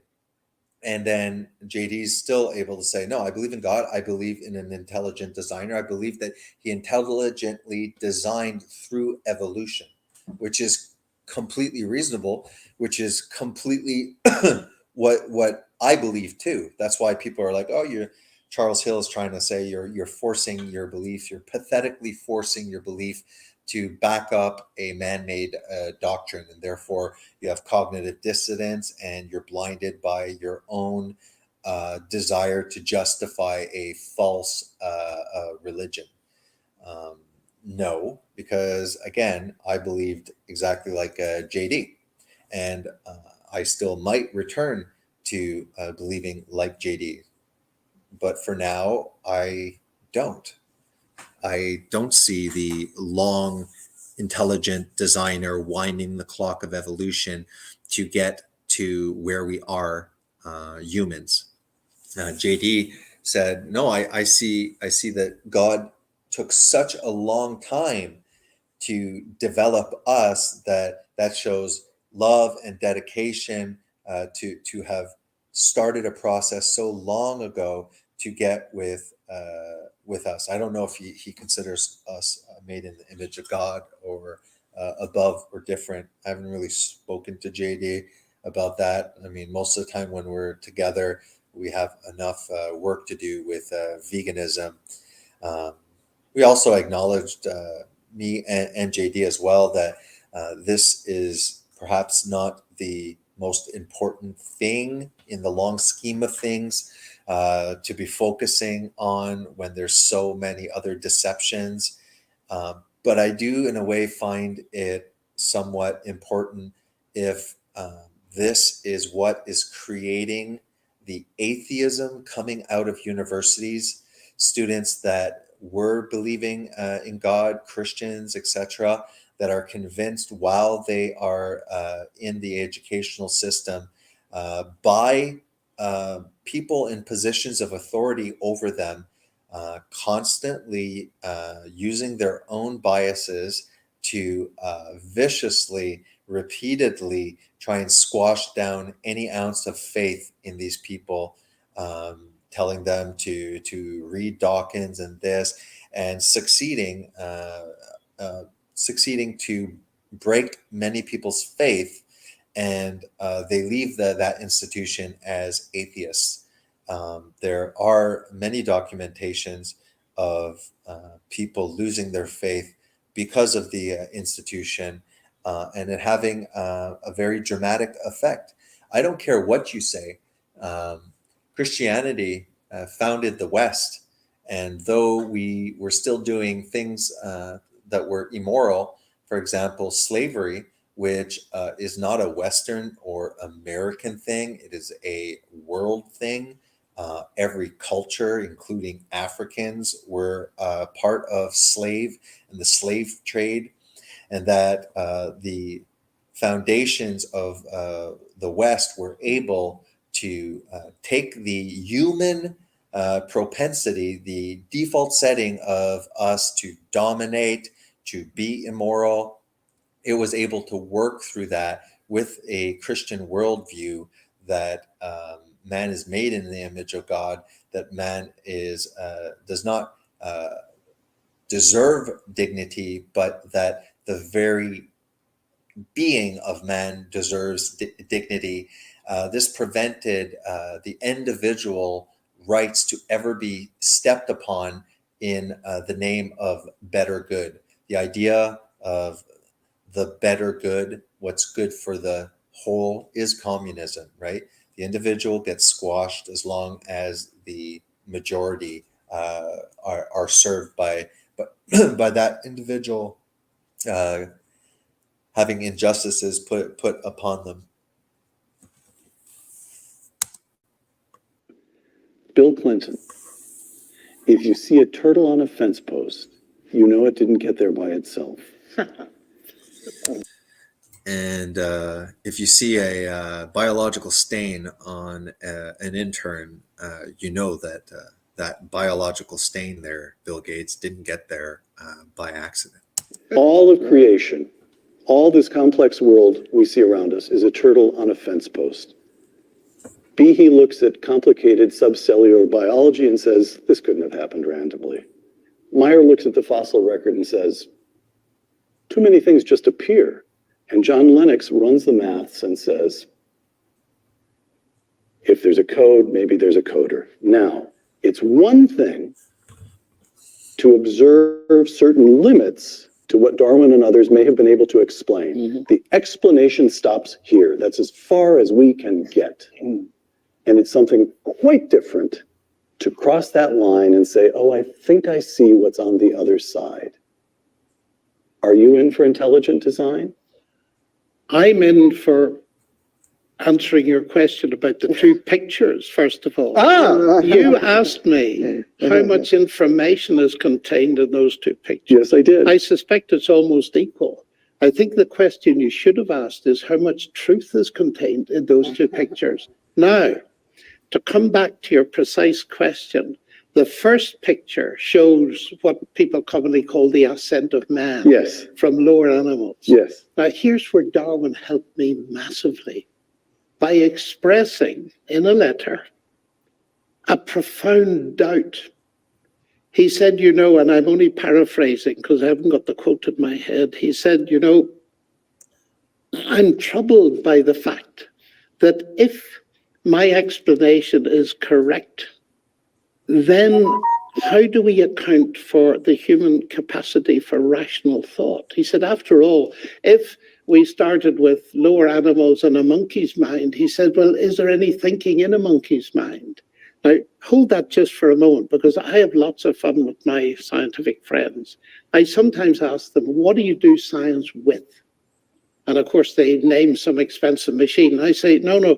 Oh, they say, you mean and they're about to say mind when they realize that's not politically correct. And they say your brain. I said, okay, well, I believe the brain and the mind are separate, but we're in your brain. Give me the brief history of the brain. I ask them, and I've done this many times. It's fascinating. And they say, well, the brain in the end is the end product of a mindless, unguided process. And I smile at them and I say, and you trust it? I say, now tell me honestly, that computer you use every day, if you knew that it was the end product of a mindless, unguided process, would you trust it? Now, here's the thing. I have spoken with dozens of leading scientists and pushed them on this, and every single one has said no. I said, you have a problem because you are giving me an argument that undermines rationality. And they turn to me and they say, where did you get that argument? I said, well, firstly, from Charles Darwin. They say, I don't believe you. And then I quote Darwin. Darwin's doubt. This was his other doubt. Yeah. That's his other doubt. Yeah. Yeah, there's he wrote Darwin's doubt,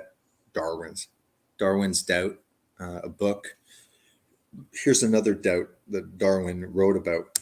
Darwin's doubt about the reliability of human rationality. Yep. Now, this, to my mind, goes to the heart of the implication of the whole business. And it's why I believe that there is an intelligence behind the universe. I'm a mathematician. All mathematicians and scientists are people of faith, not necessarily in God, but they believe in the rational intelligibility of the universe. And now, the reliability of the mind. Yes, exactly. Yeah. And therefore, what do they base that on? If you base that on a mindless, unguided evolutionary process, you're destroying rationality. C.S. Lewis saw that in the 1940s. He said, any theory that undermines rationality cannot be true because you're using your rationality to get to it. That's a good point. Any argument that is not rational cannot be true, because if you're using your rational mind to get it, right? See, this is why I'm stupid. I got to re-listen to what he said again.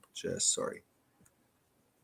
Mindless, unguided evolutionary process. Okay. You're destroying rationality. C.S. Lewis. Okay, yeah, so he's saying if this is just mindless chemical soup, unguided, blind processes, then how can we even trust our rationality? And Lewis saw that in the 1940s. He said any theory that undermines rationality cannot be true. So any theory that undermines our rationality, like nothing came from everything, that information came from blind natural. Okay, I get it. Because you're using your rationality to get to it. Alvin Plantinga's worked on it, but the most interesting person who brings it now to the fore is Thomas Nagel, the philosopher in New York. And he says there's something wrong here, because if you follow evolutionary naturalism, it undermines the very rationality you need to believe, not only in evolutionary naturalism, but in any theory at all. So my major problem, Peter, in all of this is not the mathematics. That's just an interesting bit of evidence. It's that here I am engaged in a rational discipline of mathematics. That all dissolves if the evolutionary naturalistic account is true. In other words, I often say to people, shooting yourself in the foot is painful, but shooting yourself in the brain is fatal. By the way, Darwin actually... I mean, these naturalists that claim that the only truth that we can observe are things that are measurable, things that are seen, observed. But then you'll have something like mathematics, where you'll make claims like 2 + 2 is 4. But that is invisible. That is a concept that is found in our mind. It has no location. It has no substance. Yet we know that mathematics is true. We know that a lot of things that we hold and function as real, like morality. Where does the morality come from in this blind, purposeless process that's unguided? And we were fish to philosophers. When between fish to philosopher did these complex blind processes creating more and more complex body systems, when did morality infuse itself? When did we get held to a higher standard, which is morality, compared to all of the other soupy molecules smashing in together, just stardust with no meaning and purpose? Where does morality come from in this naturalistic worldview? it doesn't come anywhere. There are many invisible things in this world that we take as real and solid because we use morality, logic, rationality, and these things could not come about, nor could we even trust logic, rationality, and things such as moral claims. We can't without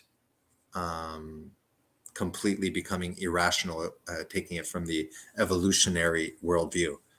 All of this can be justified through an intelligent designer. God is rational, logic, moral. He is unchanging. He is truth itself. He's wisdom. He's all knowledge. And we see in the observable universe on Earth, in our biology, we see a complex system created by a mind, an intelligent design. All of these things we can rationally and logically say it's true. They're making claims about DNA that they cannot claim logically or rationally, because what is observed and the logic we use when we see an engine and the rationality that we use when we see a phone or a computer, all of those things must be shut off to adopt that theory. So the minute that logic and rationality go out the window, then we're not on solid ground anymore. Even though this And that means that you can't even trust your logic and stuff like that.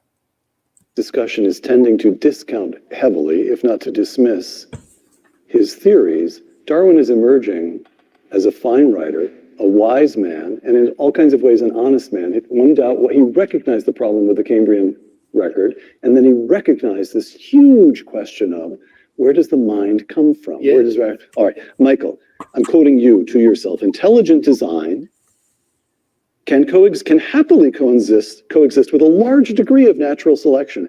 Antibiotic and pesticide resistance, antifreeze proteins in fish and plants, and more may indeed be explained by the Darwinian mechanism. Okay. The critical claim of intelligent design is not that natural selection doesn't explain anything, but that it doesn't explain everything. Explain. That's exactly right. Because if you posit that natural selection produced all of life, then it has to have produced not only trivia, but the profound molecular machines that are found in the cell, the genetic code, the wings of a bird, and much more.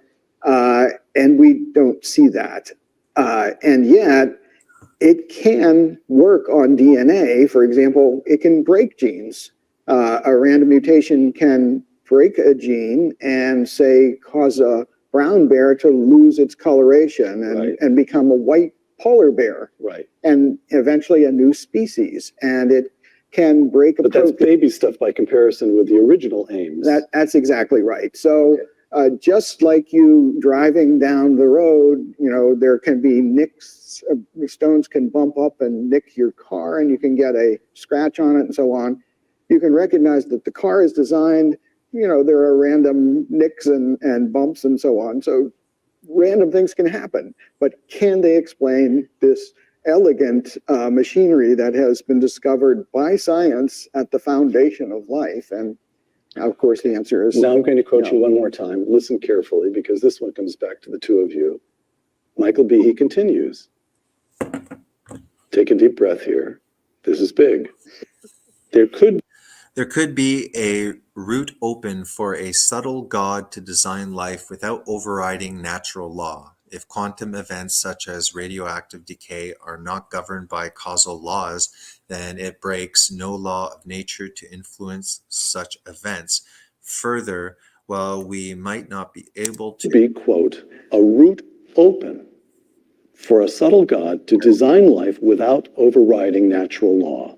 Yeah, that's kind of like what I thought before as well. I was like, he set up these laws, including the long process of evolution, And this could be an open route for, like he says, the subtle God to design life without necessarily overriding.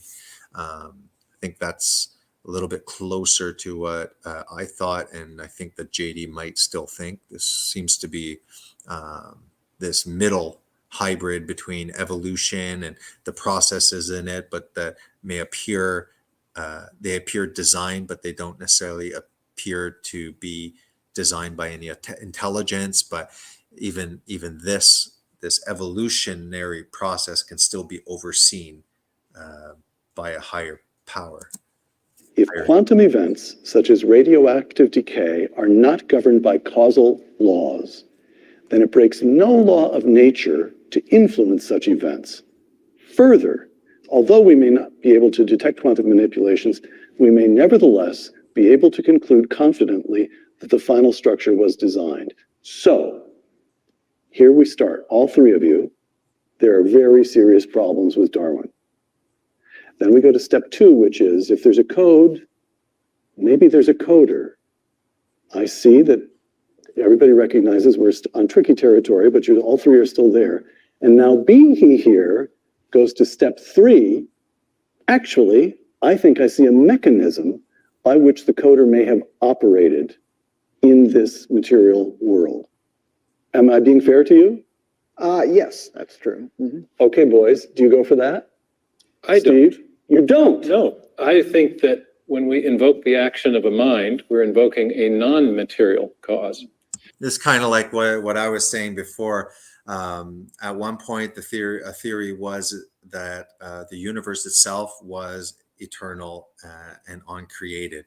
I think that now with the Big Bang theory and the fact that you hear ridiculous things by Dawkins saying that, well, it's quite possible that nothing created everything, matter, antimatter,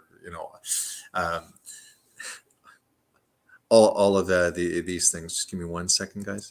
And we don't need to play by the rules of scientific materialism to invent a mechanism to explain the origin of information, because we know from our uniform and repeated experience that information always arises from a mind.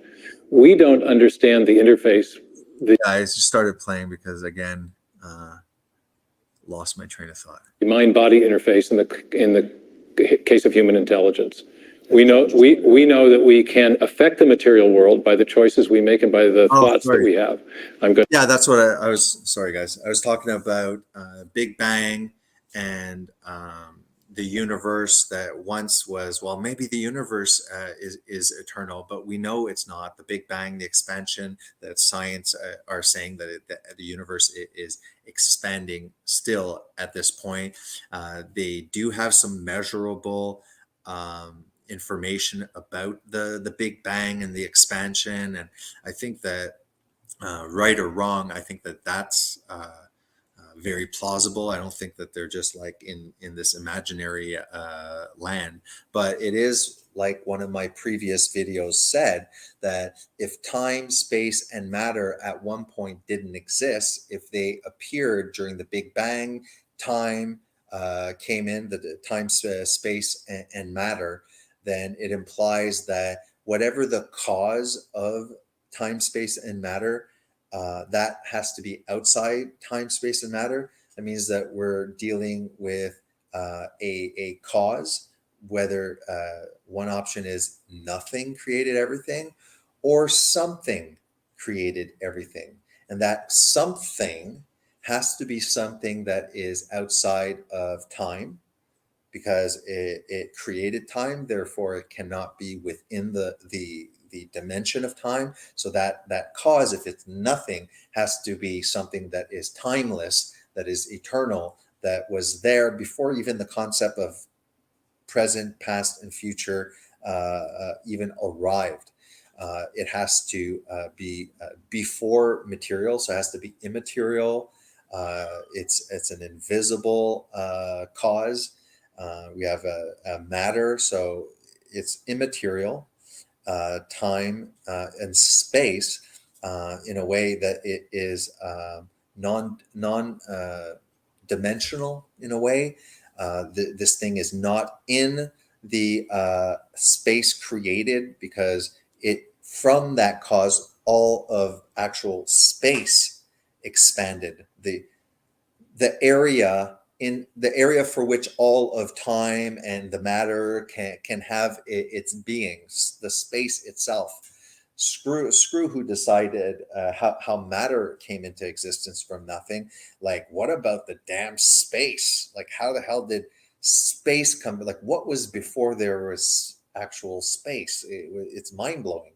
But all I'm saying is that a omnipresent, if it is not localized within time, space, and matter and is outside of it, then it is omniscient, omnipotent, omnipresent. It's eternal. It is immaterial, and that has to be decided.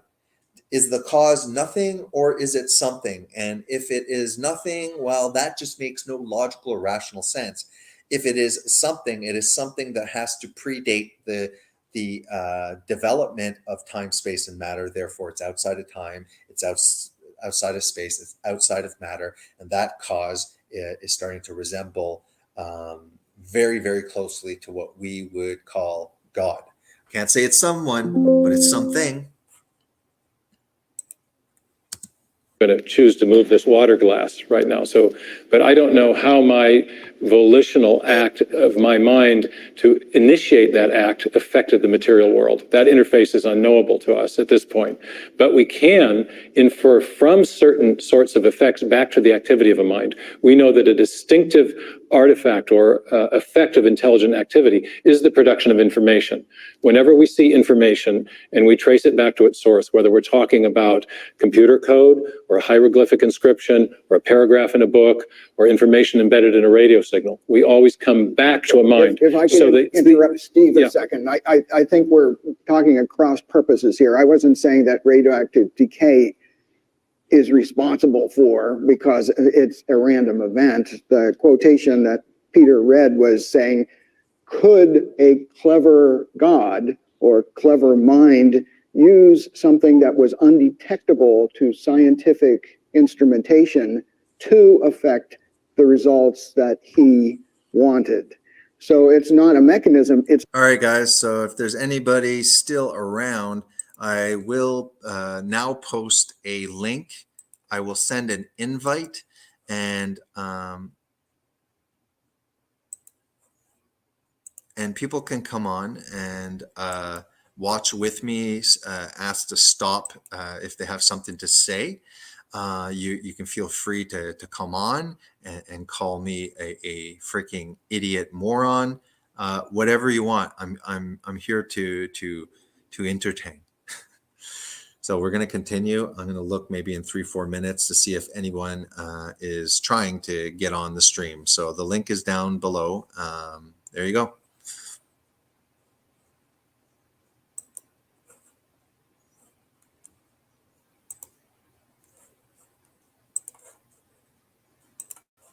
it's a tool rather, and it's a tool wielded by a mind. I'm not so much disagreeing with Mike Behe. I mean, disagreeing with the requirement that many of our evolutionary colleagues want to place on the theory of intelligent design, that it formulate its alternative explanation as a mechanistic cause.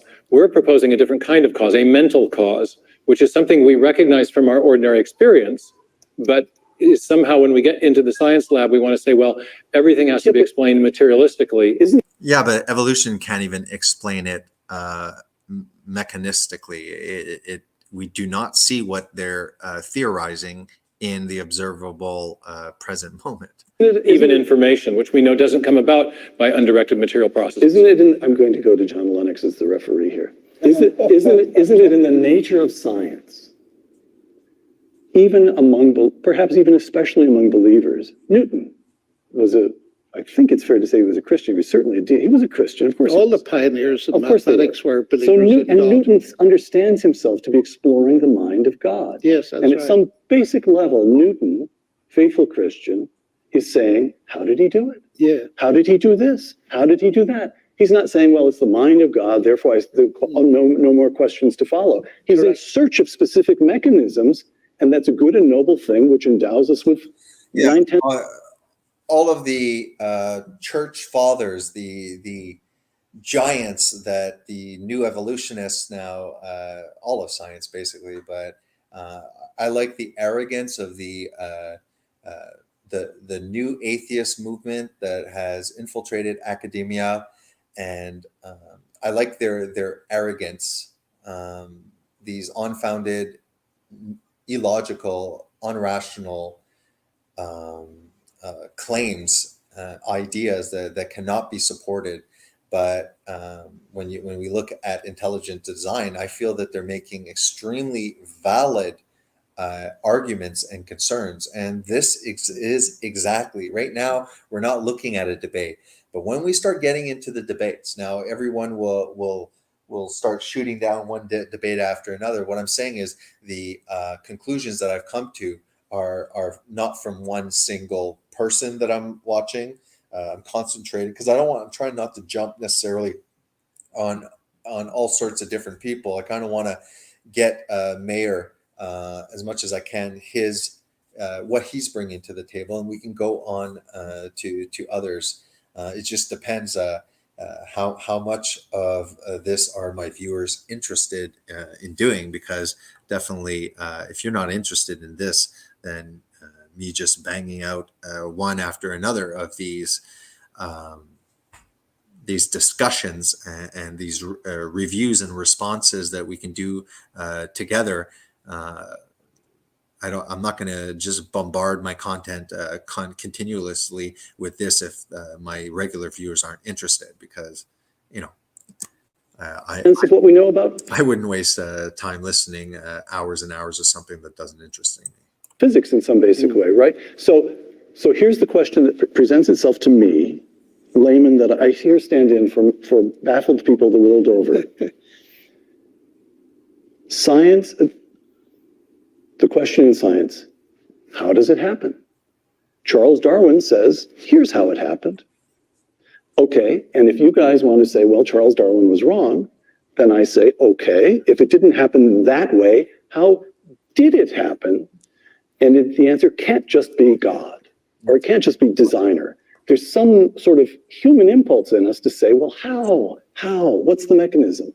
And that's a fair question, and Behe's taking a shot at it. And Stephen's trying to say no. No, I will come back at you in a minute. Yeah. When Newton discovered his law of gravitation, he didn't say, now I've got a scientific explanation, I don't need God. What he did was to write Principia Mathematica, most famous book in the history of science, and expressed in it the hope that his research would lead thinking people to believe in God. In other words, he believed his science was showing evidence of an intelligent input into the universe. Beauty, design, predictability. Yes, but the important thing here is that a huge confusion comes up through Richard Dawkins suggesting that the God explanation is the same as the scientific explanation. That's like saying that the Henry Ford explanation for a motor car is the same as the explanation in terms of physics and automobile engineering. They're different kinds of explanation, and we need both to give a full explanation. And they're different kinds of questions, Peter. Yes. The question of how the internal combustion engine operates can be answered using principles of mechanical and electrical engineering. But the question of the origin of the car can't be answered apart from invoking Henry the Ford. activity of an intelligence. In the Principia, I get it. Yeah. You can't explain that without talking about the intelligence beside it that put it into action. Again, an intelligent mind. So talk about the engine without talking about Ford. You're missing you're missing the foundation. It's well, even if you can explain the mechanism, it's most important is the mind behind it, that created it, that planned it, that designed it. Newton developed He described the ongoing regular process of gravity, and he used a mathematical law to describe that process. But he also believed that the fine-tuning of the solar system gave direct evidence of the activity of a designing intelligence. He said this most beautiful system of sun, planet, and comets could only be the product of an intelligent and powerful being. Yeah, if you get into the cosmological argument, that as well bears a lot of weight. The fact that, again, looking at statistics, looking at the probabilities, the odds of certain things happening, it is there. The odds of this, because the universe is fine-tuned. The evidence, we can see that everything, every small law, every single, from the positions of the planets, from the orbit, all of it is so fine-tuned that slight deviations on a insane amount of variables, whatever you want to call it, the universe would not be able to sustain itself. So we have a finely tuned universe. We have on Earth systems that appear to be intelligently designed. We have a fine-tuning of the universe that, if it was off on a few of the variables, could not support life or existence or space-time itself. So we have to explain why things appear to be intelligently designed, and how the hell are things so against all odds fine-tuned. So he actually made a direct design argument. When we're talking about the origin of life, or the origin of the universe, or the origin of the Cambrian animals, there's another way of framing the question. It is, what type of cause best explains the origin of these things? An undirected material process or an intelligent cause? And science. Yeah, but why do you object to Michael's attempt to find a mechanism? Yes, let me just. Yes, Michael. Let Michael come in. Yes, because absolutely. I feel as though I've set things up so that the two of you have been able to beat him about the head and shoulders. When Isaac Newton developed his wonderful law of gravity, he was asked, what the heck is gravity? He didn't know what gravity was. He just saw a force and could explain or even measure gravity's effect on things without knowing necessarily what gravity itself is. And he said, hypothesis non fingo. Yes. I feigned no hypothesis. He had no mechanism. He didn't. Just like we can't explain why consciousness and where it resides and stuff like that. We do in a way, like, it's quite probable that it originates from the brain. It's like, sure, we know if we get brain injuries, forget about the awareness of that person. Like the seat of who we are is largely frontal. But does it even originate inside the mind, or is the brain really a receiver for something such as consciousness to receive consciousness and filter through? Kind of like thanks.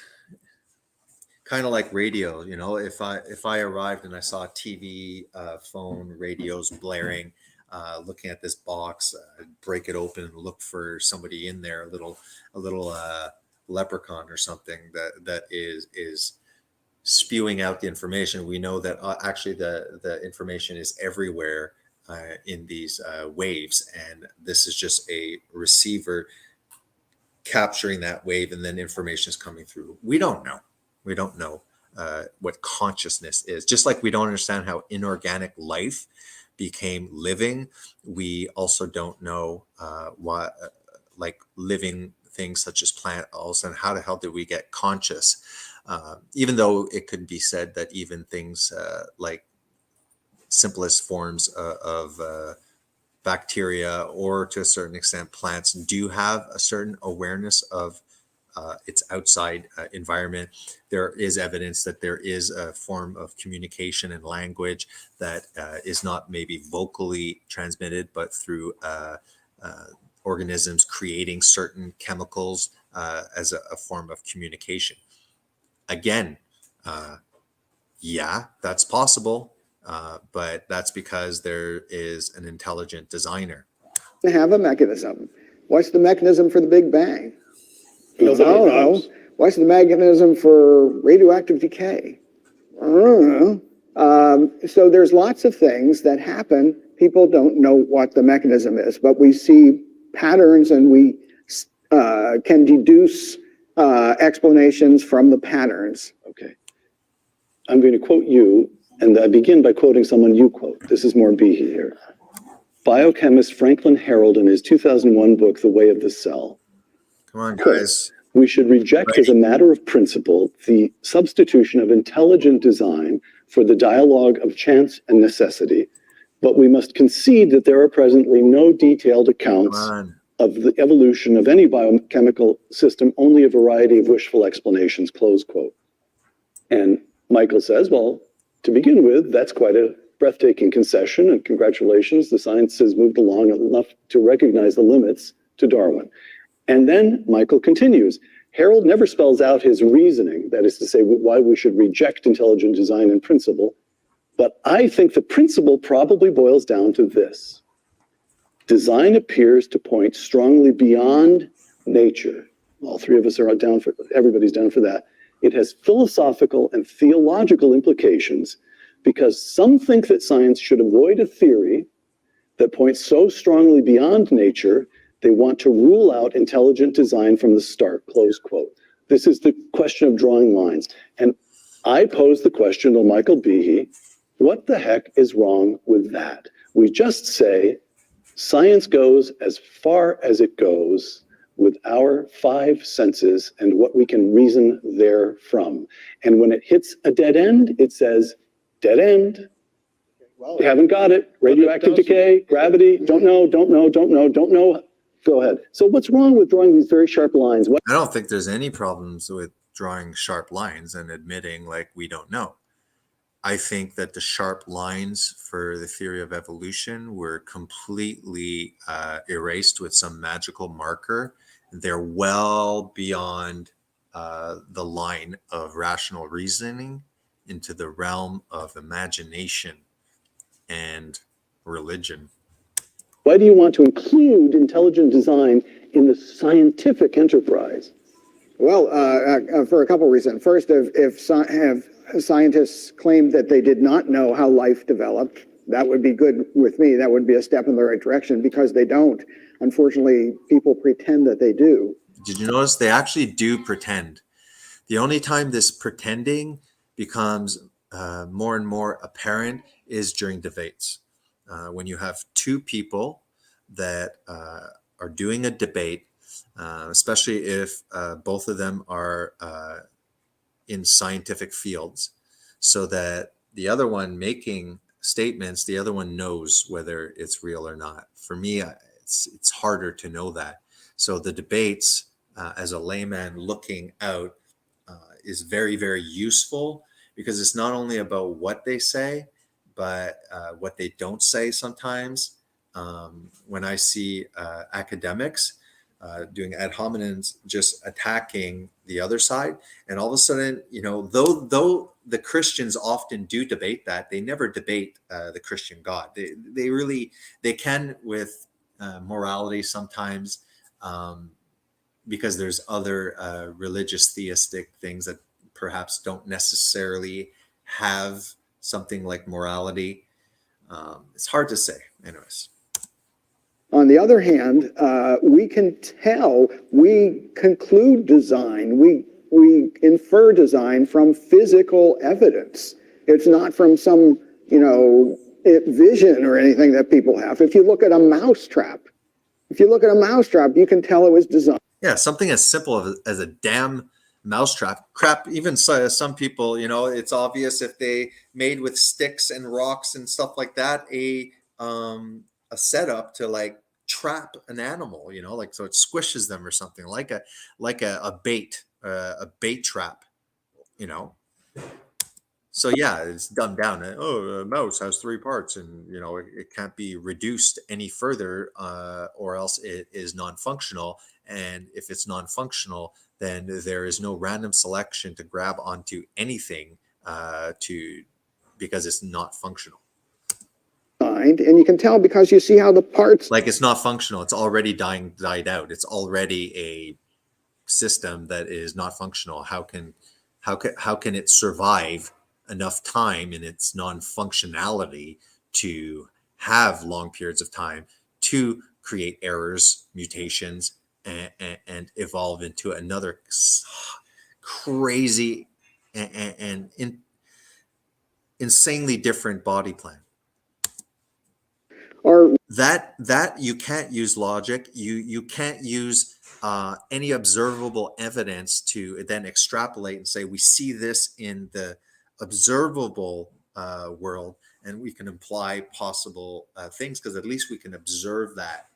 But we can do that with intelligent design. We can observe that things appear in design. We can observe language, code, information, complexity, machines in the simplest of forms that Darwin didn't know back then.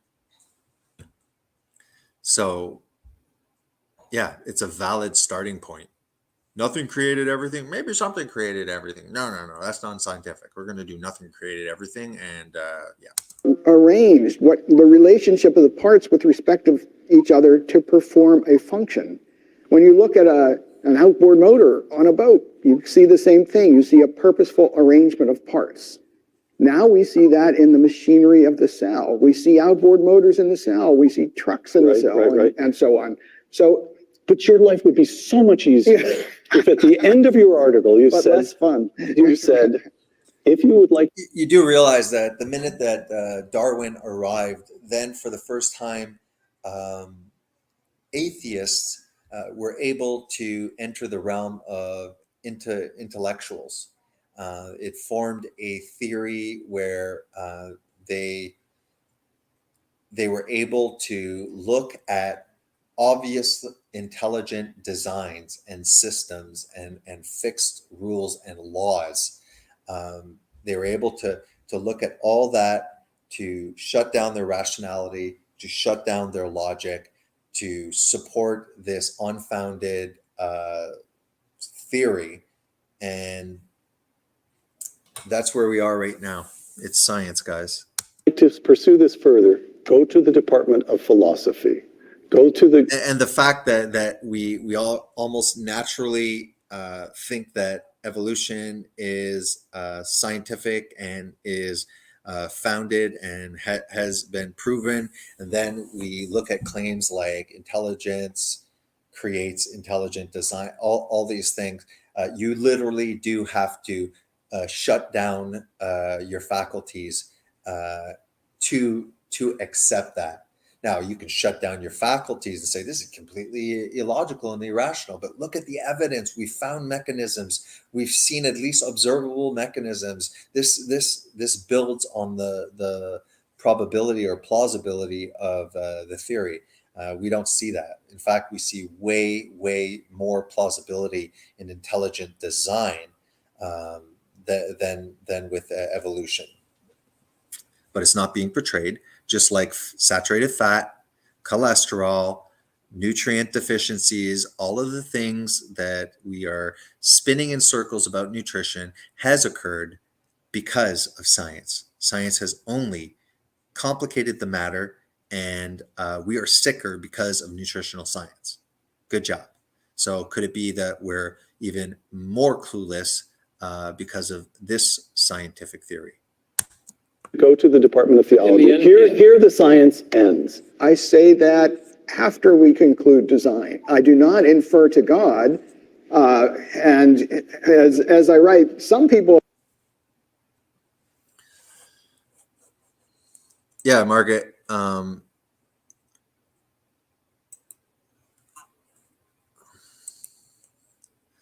Adaptation is kind of like the finches that started having different beaks, or certain bears now that lost their color because of adaptation, like polar bears and stuff like that. So the difference is adaptation is not the same as what they refer to evolution. When they are referring to evolution, okay, they are talking about complete different body systems from fish to birds to humans. These complete body systems, okay, are created through long periods of time, through a blind process of natural selection, when random mutations occur, sometimes benefiting the organisms ahead of other organisms, requiring pretty much all of the other ones to die off so that this becomes the one that can, and it just continues over billions of years. We don't see this. We can only actually see adaptation, which is microevolution, small changes within a body system, within a category of an animal, fish, birds, reptiles, things like this, right? We've never seen how birds can go, to fish, or dinosaurs developed into birds, like they say. We don't see that. And but what they do is they use adaptation, small changes within a body system, to infer that these small changes justify huge macro jumps into complete body systems that are different from their predecessors, their ancestors. So just like I showed you in the documentary, where it says, well, of course we have evidence of evolution, and then they'll explain how a virus mutated, and then the question is asked, yeah, so what did it make? It made another virus. Oh, these birds, yes, this, and these are from university teachers teaching evolution. They're like, but of course. And then you're like, okay, well, give me an example. Well, these fish developed a new trait, blah blah blah, genetic mutation that slightly changed their expression within still the same exact kind, the exact same body category, category of body systems that show similarities, and that we can see speciation occurring. We can observe adaptation. We can observe microevolution. But for the academics to take this microevolution, which is quite possible within the genetic information of the parent body system, whatever, that ancestor within that body system, we can see that if all the information is there and the potential of expression is there, then possibly loss in information or outside influences, environmental stressors, can create adaptation, but they cannot create new information that is functional. Do you understand how many slight mutations have to continually be successful before that body system becomes completely smashed and unusable? Start changing data, start changing the binary zeros and ones behind the system.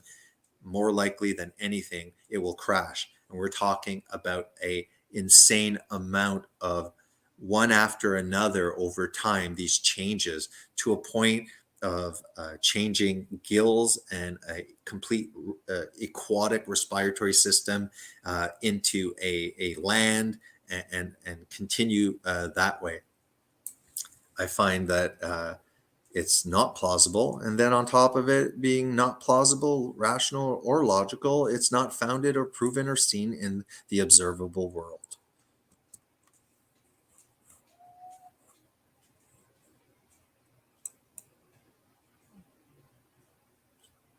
Definitely a marathon. I want to get through this as much as I can. Not to stretch this to freaking 5 different.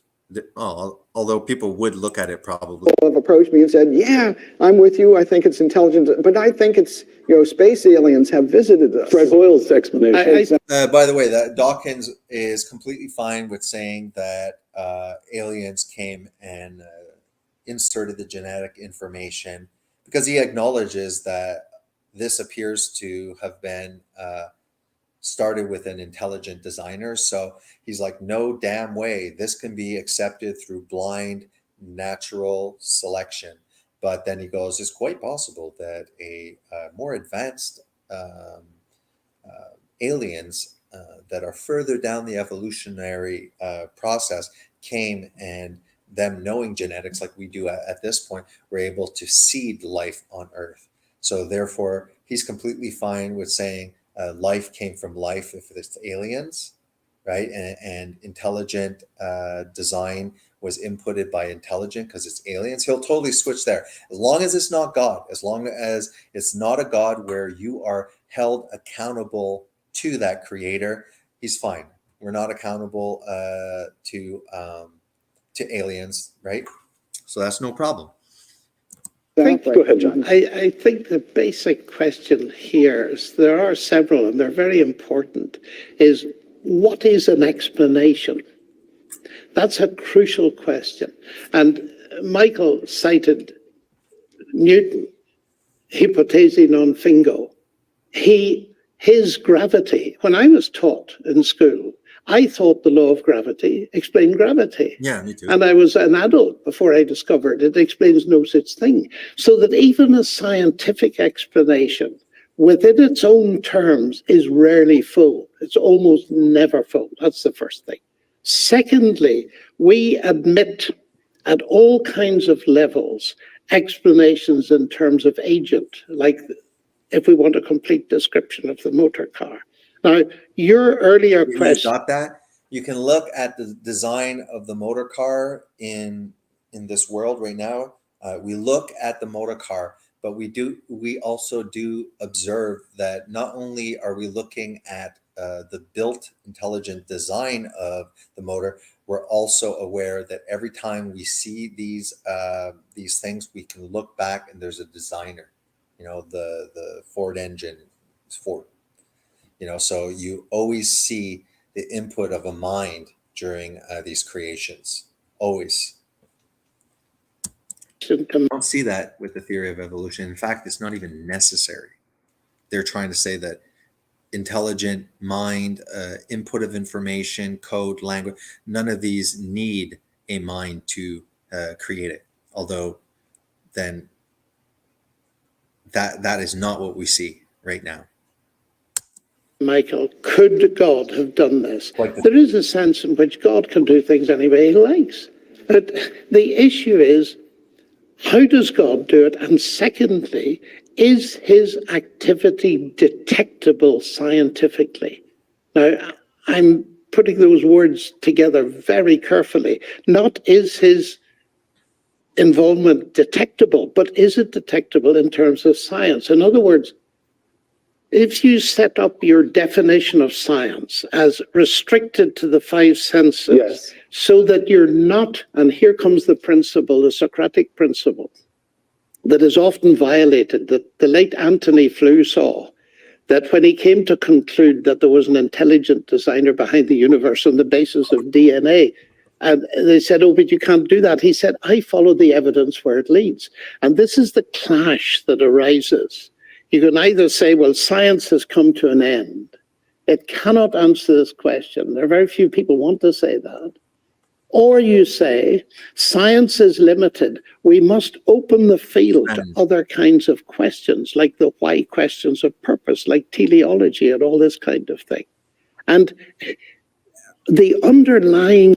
I think, though atheists can't depend on rationality and logic and philosophy and things like that, just because of their worldview. You can't trust logic or rationality or anything, or morality, because it's all subjective.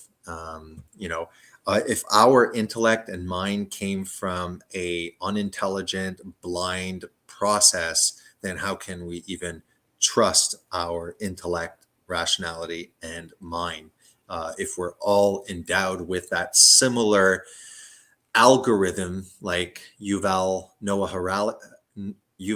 Harari from the World Economic Forum states that humans don't really have free will. We're just a biological bag of cells with an algorithm. And if we're all just biological bags, soupy algorithm, fleshy algorithm, then perhaps the instruments we use to seek out truth are flawed, and we just don't see it because we're all using the same instrumentation, technically. mistake that we're forced to think is that science and rationality are coextensive when they're not. Not. And also that there. That is to say, science does not cover the full field of rationality. No, history is a rational discipline. And So is there are philosophy. other kinds of sciences. Right?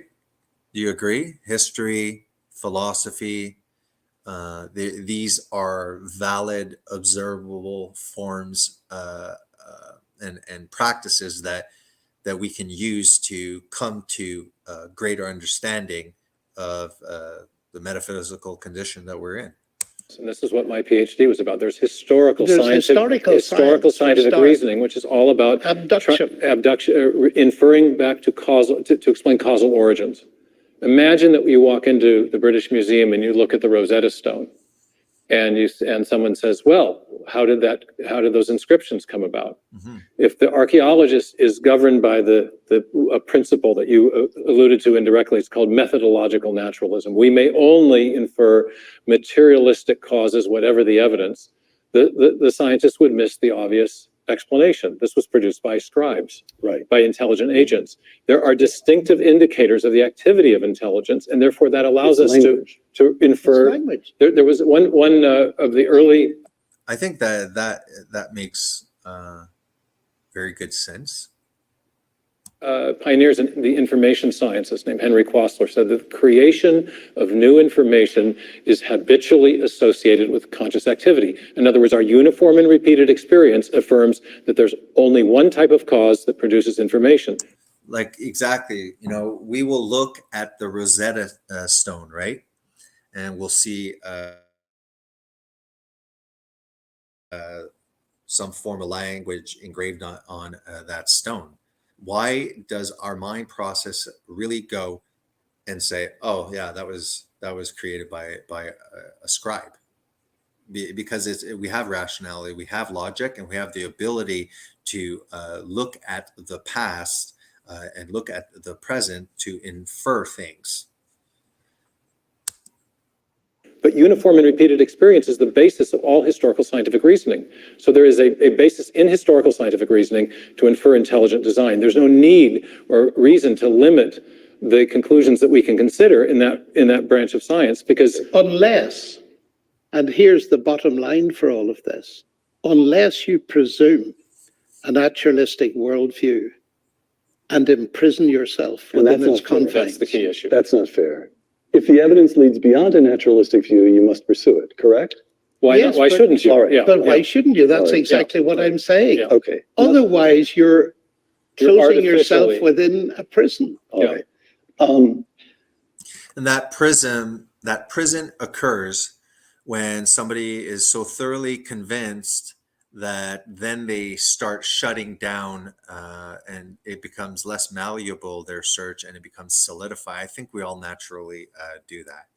Okay, if JD and me were asked about veganism, we would make an absolute statement that no, this is completely deficient. And if you talk to the vegan, they, no matter what you show them, if they're solidified within that belief structure, they will develop cognitive dissonance. They will develop a narrow, closed mind, and they will tend to support evidence that supports what they believe already to be true, and biases enter. And I think that we're all guilty to a certain extent.